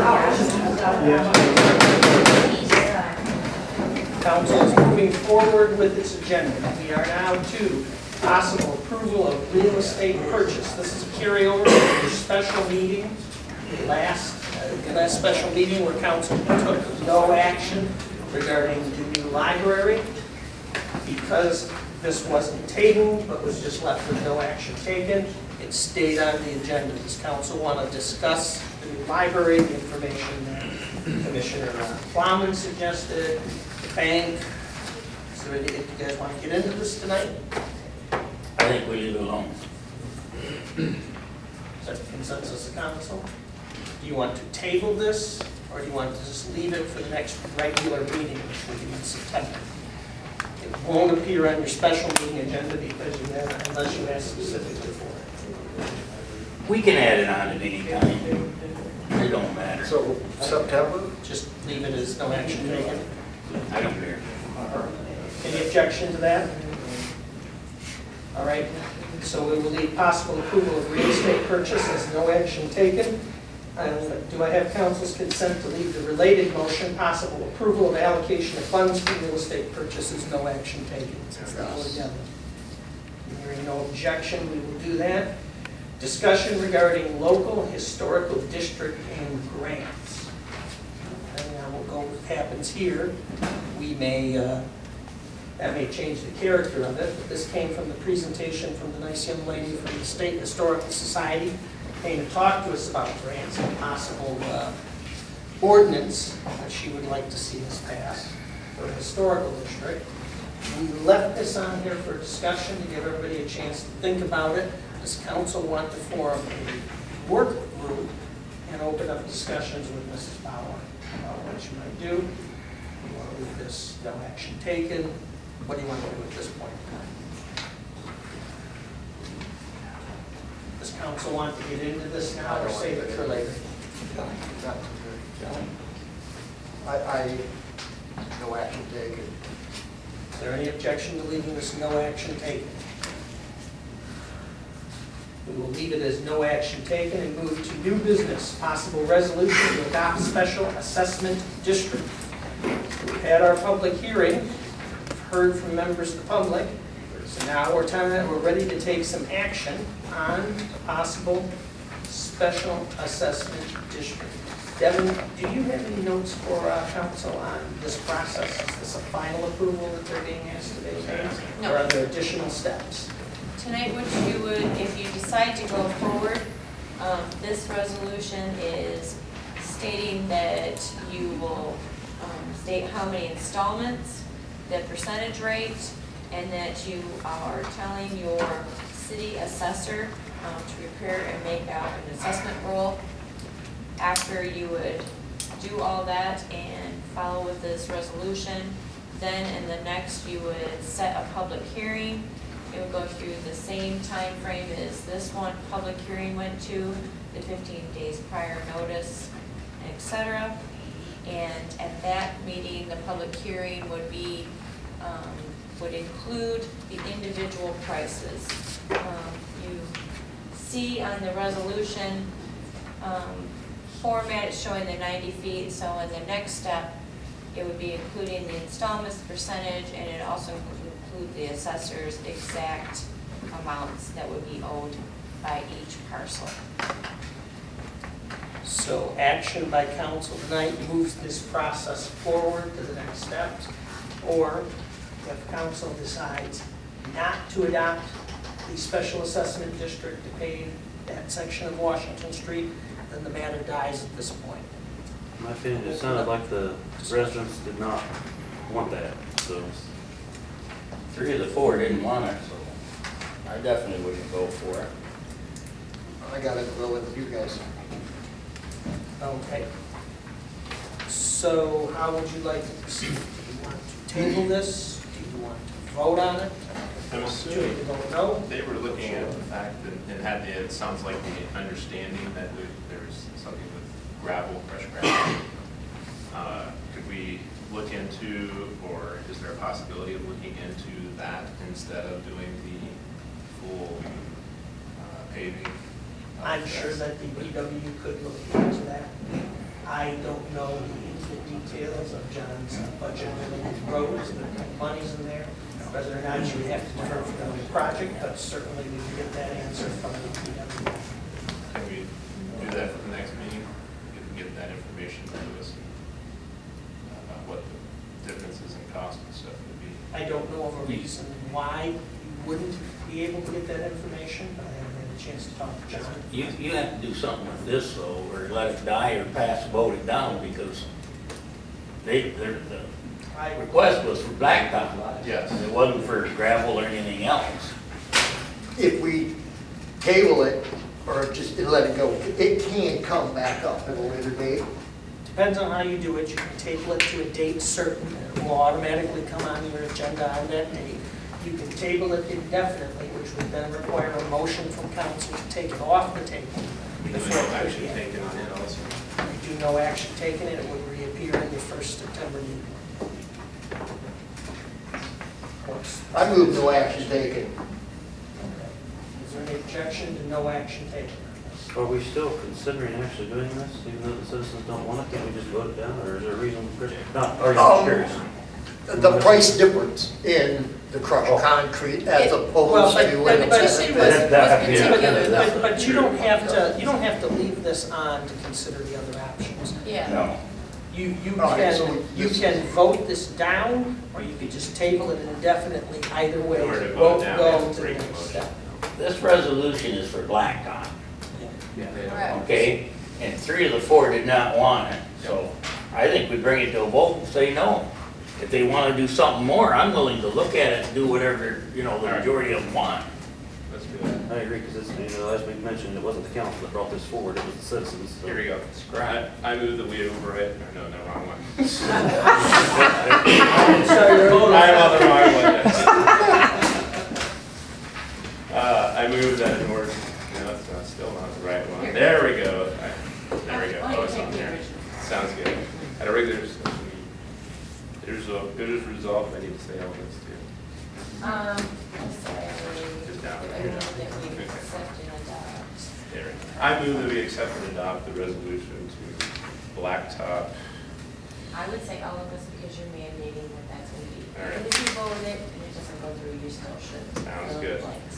Whereas a public hearing has been held in the creation of a special assessment district for the purpose of defraying the cost for sidewalks for the below described property, and whereas the Perry City Council has determined the necessity of the said improvements that the estimated cost of the project subject to a special assessment is $86,475.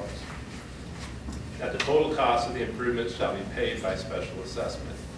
Whereas it is determined to make such assessment payable in so many installments bearing Plug in a interest. number there. 30 installments Given bearing. council's intent, why don't you say one installment? One.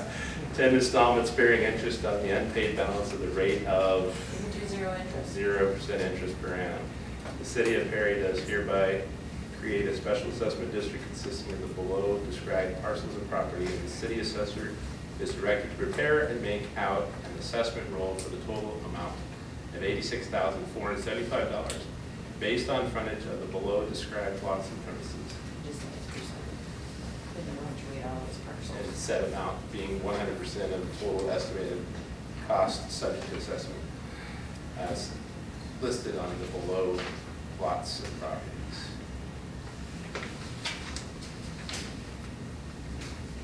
Is there a motion? Is there a second? Support.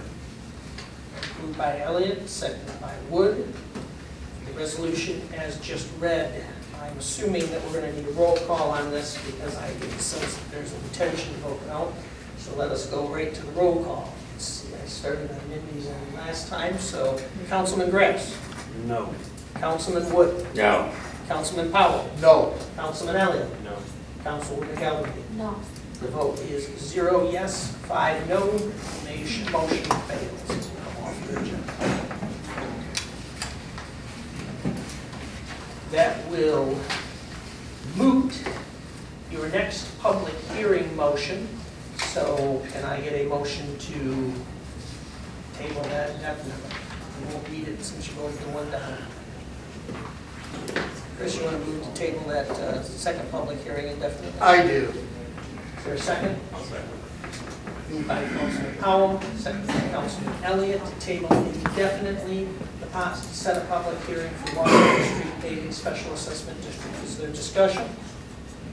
Hearing none, all in favor, please vote aye. Aye. All opposed, please vote no. Motion carries. The matter is tabled indefinitely. We are to possible approval of fireworks, Perry Fest. Kevin, do we have a report for them tonight? They should have gotten the full package from Ace Pyro. I've reviewed all the information from previous years. It's the same setup. They have all the documents required at a state level to abide by our ordinance. They have their insurance, and because of the fireworks in our ordinance, this must go through council. I'm asking for Dory's sake and Perry Fest that council, if you have any questions, I'll do my best to answer them. And I ask that you consider passing this application. So this is a routine application we've dealt with for each of the last 17 years related to Perry Fest. I'll open the floor up for motions, discussion, questions, whatever council's will on this is.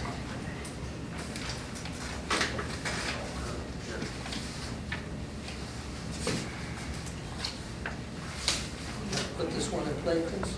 Yeah. You can use my copy right here if you want. Okay, where are we at? Right here. I move that we approve the permit application for fireworks display from Ace Pyro LLC, which includes all necessary plans, procedures, insurance, certification, and other items that prove compliance of our city code number 692.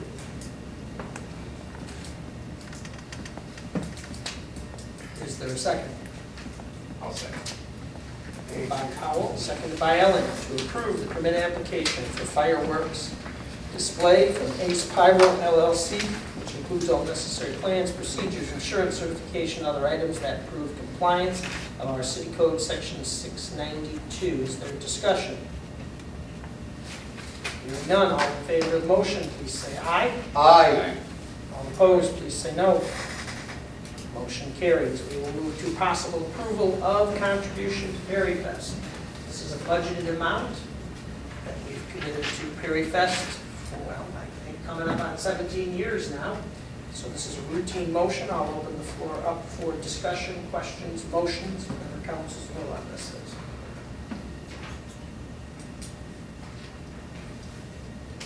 I move that the city pay the amount of $2,000 from general funds to Perry Fest Inc. for the provision of cultural activities within the city. Second. By Elliott, seconded by Powell, that the city pay the amount of $2,000 for general funds to city, or Perry Fest Inc. for the provision of cultural activities within the city. Is there discussion? Hearing none, all in favor, please say aye. Aye. All opposed, please say no. Motion carries. We are now on to our next item, which is possible purchase approval for security firewall appliance. Devin, do you have a report for council on this? Yes. Do you want to report on the next three all at once, or would it be I easier to could. take them all at I once? could. Why don't we get it all at once, and then we can move through the motions, whatever you guys want to do. Okay, during budget talks, I had forewarned a few items that had to be taken care of for this year. In front of you, the first of them is the Security Firewall Alliance.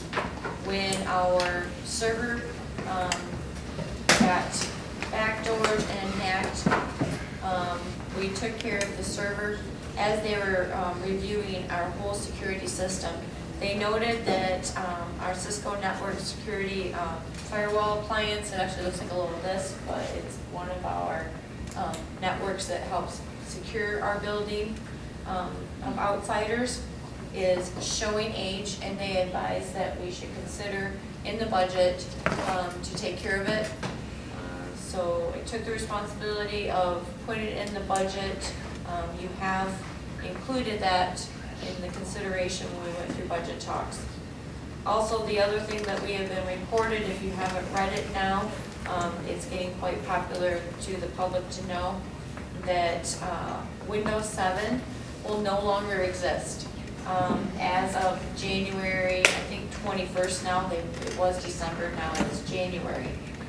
So what that means for anybody in council that isn't comfortable of understanding that computer world, what that means is that if you have a computer that is Windows 7, after this time frame, Windows always has updates to help protect us, along with us having to hire people to protect it. You will no longer get updates, so it'll be more susceptible, and it'll be a backdoor for the city to be able to get hacked and to be taken care of. So what I reported you when we were doing budget, the total, I would need 6 computers. I'm actually only asking for 5. We were able to get 1 out. Along with those, these computers age from 2012 to 2014, just to let you know. And then along with that, we try to get the office programs updated with it so that we don't lag behind on any kind of communication with other people out in the world. You can run into the formats changing on you. What I'm asking for is the Firewall Security Alliance to be approved for our safety of the internet, 5 computers and office programs.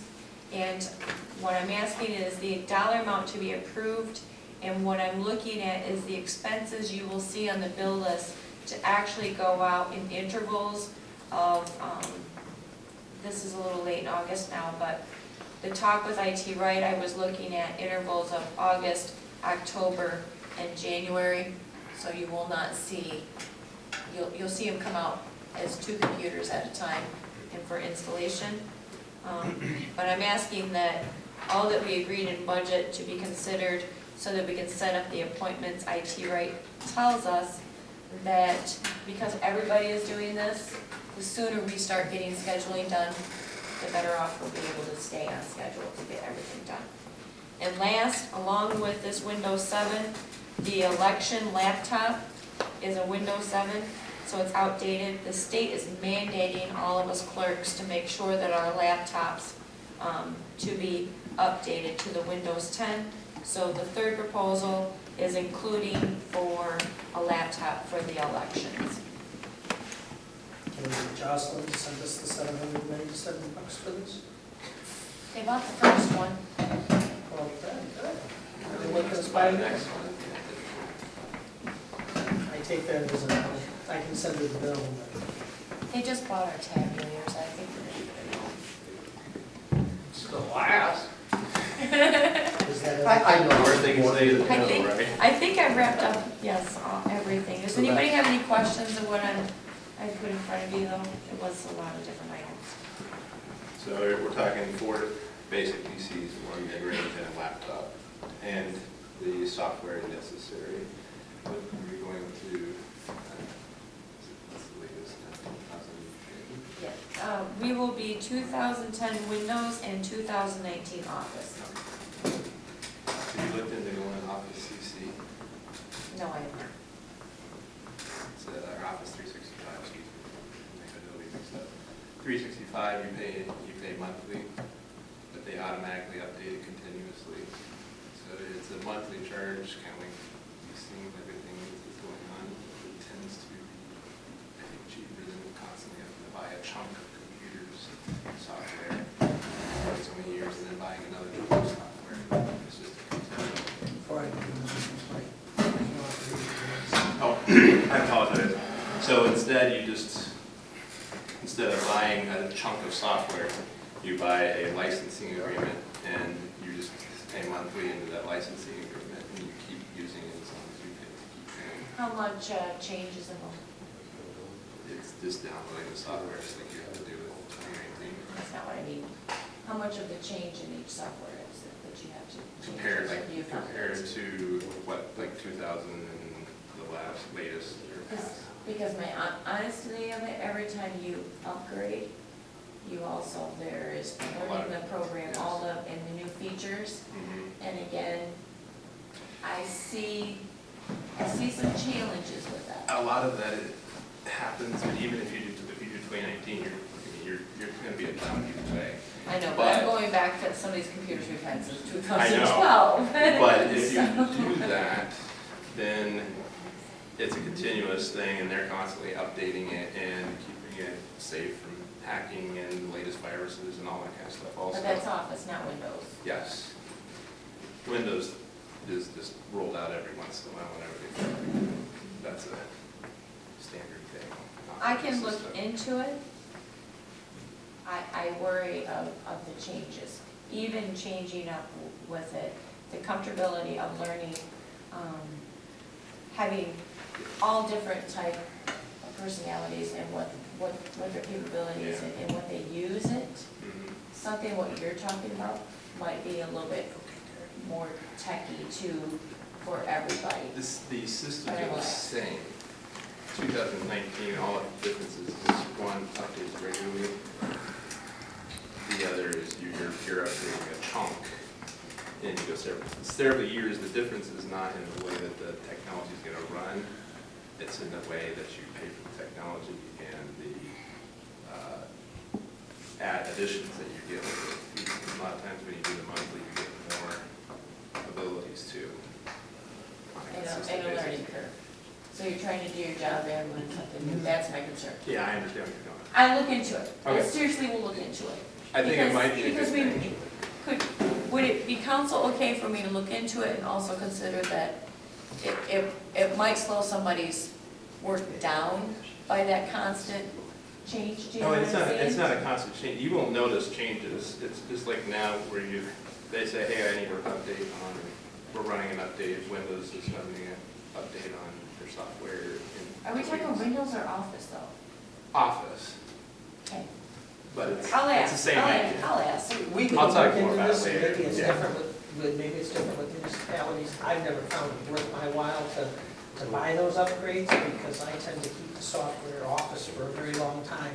I get so many years of service out of it. I pay Microsoft a little more money if I bought a subscription and went through that process than I would by periodically buying them, just because I don't change my software on a regular basis for kind of That's reasons kind of what we're that looking Devin's into. suggesting. But certainly if she can look into that, and if it proves to be a different scenario for the city. I don't think that's likely, because this is the effort by the software company to get rid of us hanging on to old software for a long time. It's going to generate an even flow of income for them. But again, I'm talking from the private industry and the private individual side. Sometimes, as we've seen with cell phones, the deals work differently for cities. So we can look into that.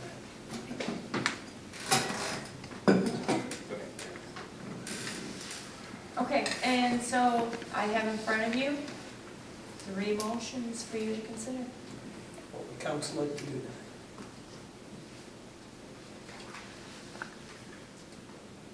I make a motion that we approve the 6 computers and the security firewall.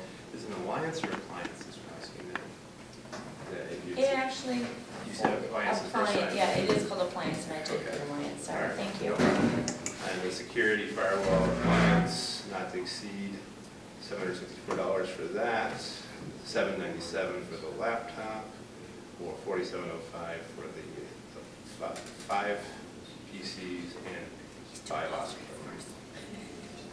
And will that work? Yes. I didn't know. I second. So let me read it again. Moved by Elliott, seconded by Powell, to approve the purchase of Cisco Network Security Firewall Alliance for an amount not to exceed $764 from IT Right, to authorize payment to IT Right for 4 basic PCs and 1 mid-range PC and 5 office programs 2019 for an amount not to exceed $4705. This includes the transfer of all existing data from the old system to the new, and authorize payment to IT Right for HP 250 laptop for an amount not to exceed $797. Does that adequately reflect your motion? Does that work for the clerk? Yeah. Do you keep your second? Still do. Okay, so that's the motion. Is there discussion? So then if we check into this other and we want to do what I was talking about, does that change it? It would be something we would look, move forward, and actually we have other, I mean, this is what needs to be upgraded. We have several more computers. So it would be something that I would really want to learn about, because then I have to explain and see if there would be an interest when they would see it benefit other departments. And again, all this is, the computers are leased, or we purchased. No, we purchased Purchased them, computers, okay. yes.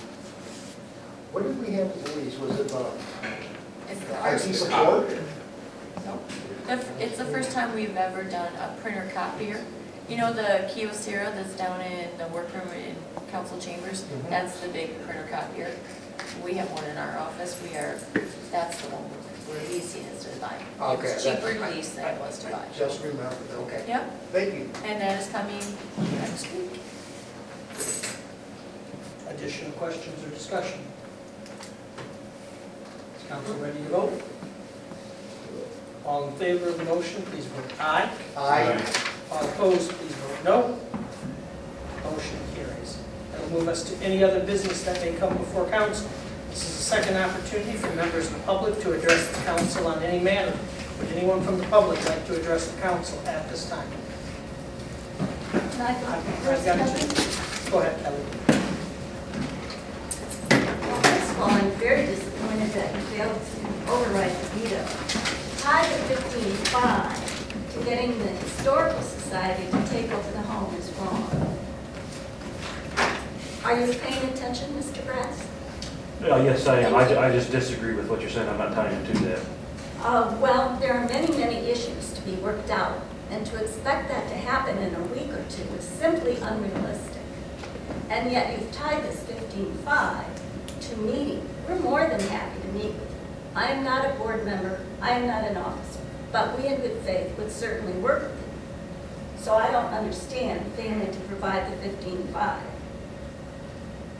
Bessie, and addressing you, Bessie gave her home to the city because the city is perpetual. We can have an atom bomb and the city goes on.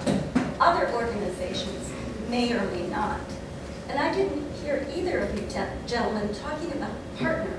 I'm very serious about that. We're all in this community.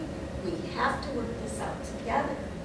And I hope you'll give that some consideration.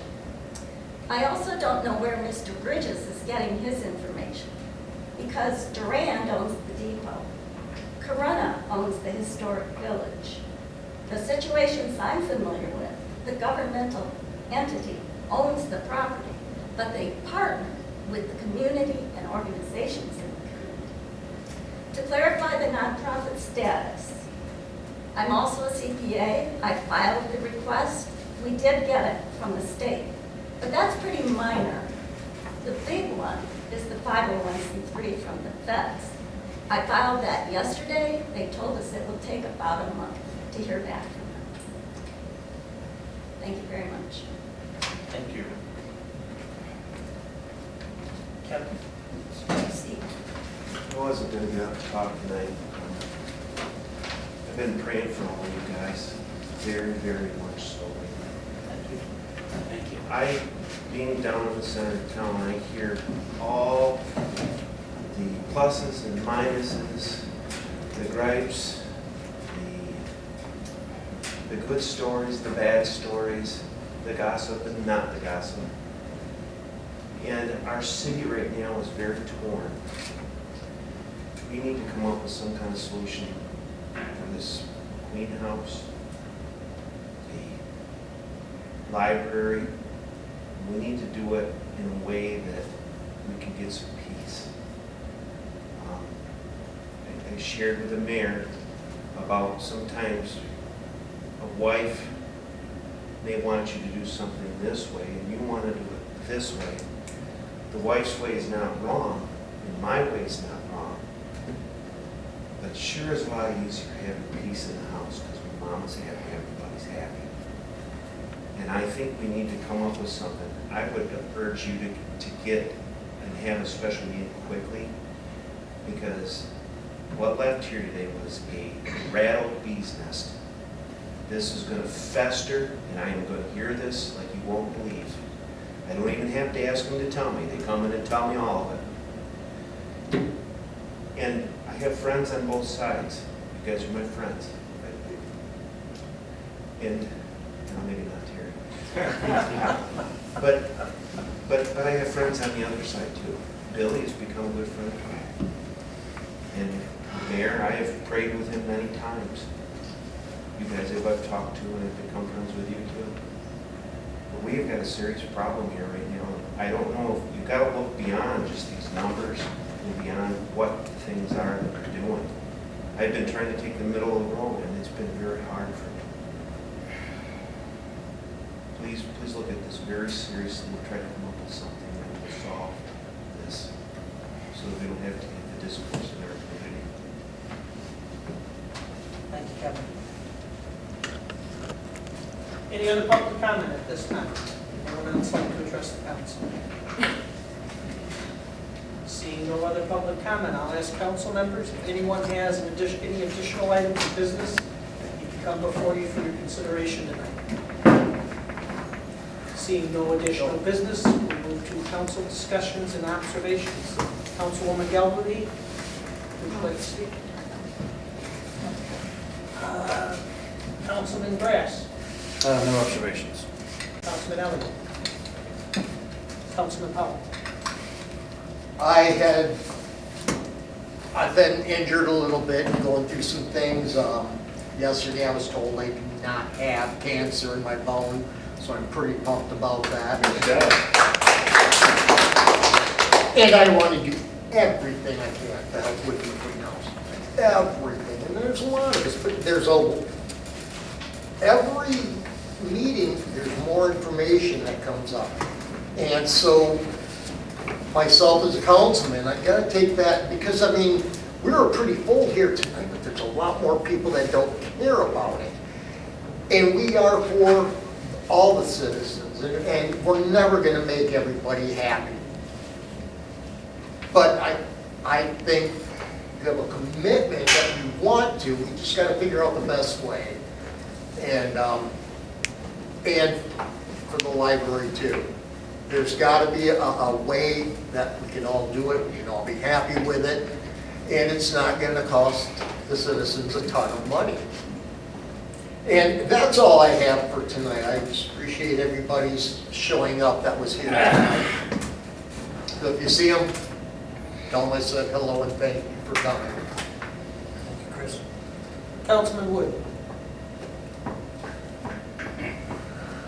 You know, I got a lot to say and I had a lot of observation. But I thought both things could have been done, but no, I got nothing more to say. Thank you, Terry. Does council want to have a work group to talk with the fire department about what the chairman proposed? I mean, I'll certainly talk with him. I guess what I'm saying is, does any council member want to volunteer to participate in that as council's representative? So that if I'm talking with Commissioner Plowman regarding the fire hall, representative to the council. I'm looking for a volunteer. Does anybody want to volunteer for that? Lindy? Okay. Good. I will stay in touch with you. And if John and I set something up, I'll make sure we give you time to be there. I'll be glad to help you out. That's all I have. So we move to items for the next agenda. So that was a list. We have mayor's appointments. We have possible approval of real estate purchase, possible approval to allocate funds for real estate purchase. Did we leave discussion regarding local historical district and grants on there? So that's on the next agenda. Those got put away. Those got dealt with. That's everything I have. Does anyone else have any additional items for the next agenda that you're aware of at this time? If anything else comes to your attention between now and our next meeting, which is next regular meeting, which is 3 weeks out, please let me know. I will call the special meeting that you requested tomorrow. You'll get a copy of the agenda. I have an opportunity to amend it, so when you get a copy of the agenda, if I missed anything, let me know, and I will fix that. But I think I have a sense of it. Could we get an update on the Moser Yeah, situation? that's, yeah. Sure. Or next week, or? Sure. And I know I bypassed my thing here, but I'm gonna jump in if that's all right. In regards to also on that, are we doing anything, because if we have township residents, any legal counsel for them busting rocks, which I've heard on multiple occasions, is there anything that we can do to stop that? I mean, can we follow something with the court to prevent that from going on? We have the videotape, and I move forward with appropriate action. I really don't like to get into the details of enforcement action in a public meeting, but we are aware of the activity that's going on. In my opinion, it is a violation of the agreement that we have and the TRO. It's in the hands of the attorney, and we are moving forward. Sufficient. The video came to the police department's attention this week, so we are moving forward. The other issue that we've had are complaints regarding them operating outside the parameters that council set. That being a civil infraction, our police officers have to witness the violation in order to write the ticket. So if anyone, since we've got a camera here and this will go out on YouTube, if anyone observes that happening and wishes to file a complaint, they should call Central Dispatch and ask for the Perry Police to be dispatched out there. If they witness that operation going on outside the hours that you've set, they will issue tickets. Is that in the city? Where they want to That crush is- the concrete is within the city. How do they get the permit? They don't have a permit to crush concrete. How do they get the permit to even be there? They're renting the land from the Ides. That's shit. Does that cover everything for you? Devin, can we submit by email to council the correspondences that have been going on between myself and the city attorney? I don't think they've been getting all the opinions. I've been handling this administratively. The matter is a matter of attorney-client privilege, so I'm not giving these so that we can go out and have conversations about what's going on. We don't enforce ordinances well. If we talk about confidential stuff out to the public, the council has a right to be aware of it.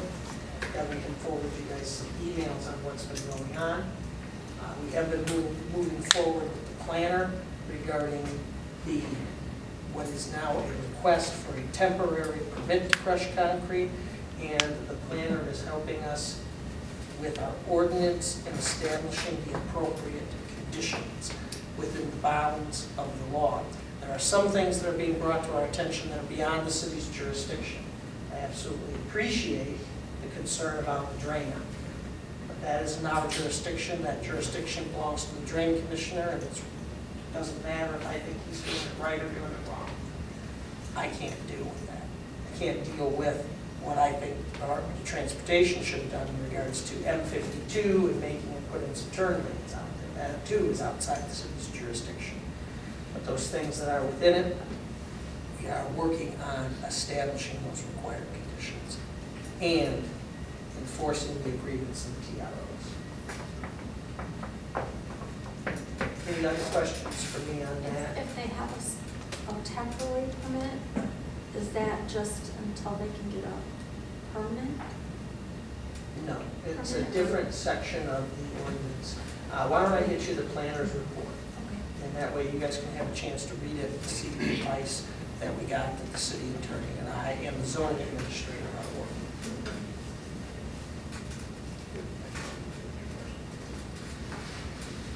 Other questions? No, I just didn't hear what you said, that's all. Time then is now 9:42 p.m. We are adjourned.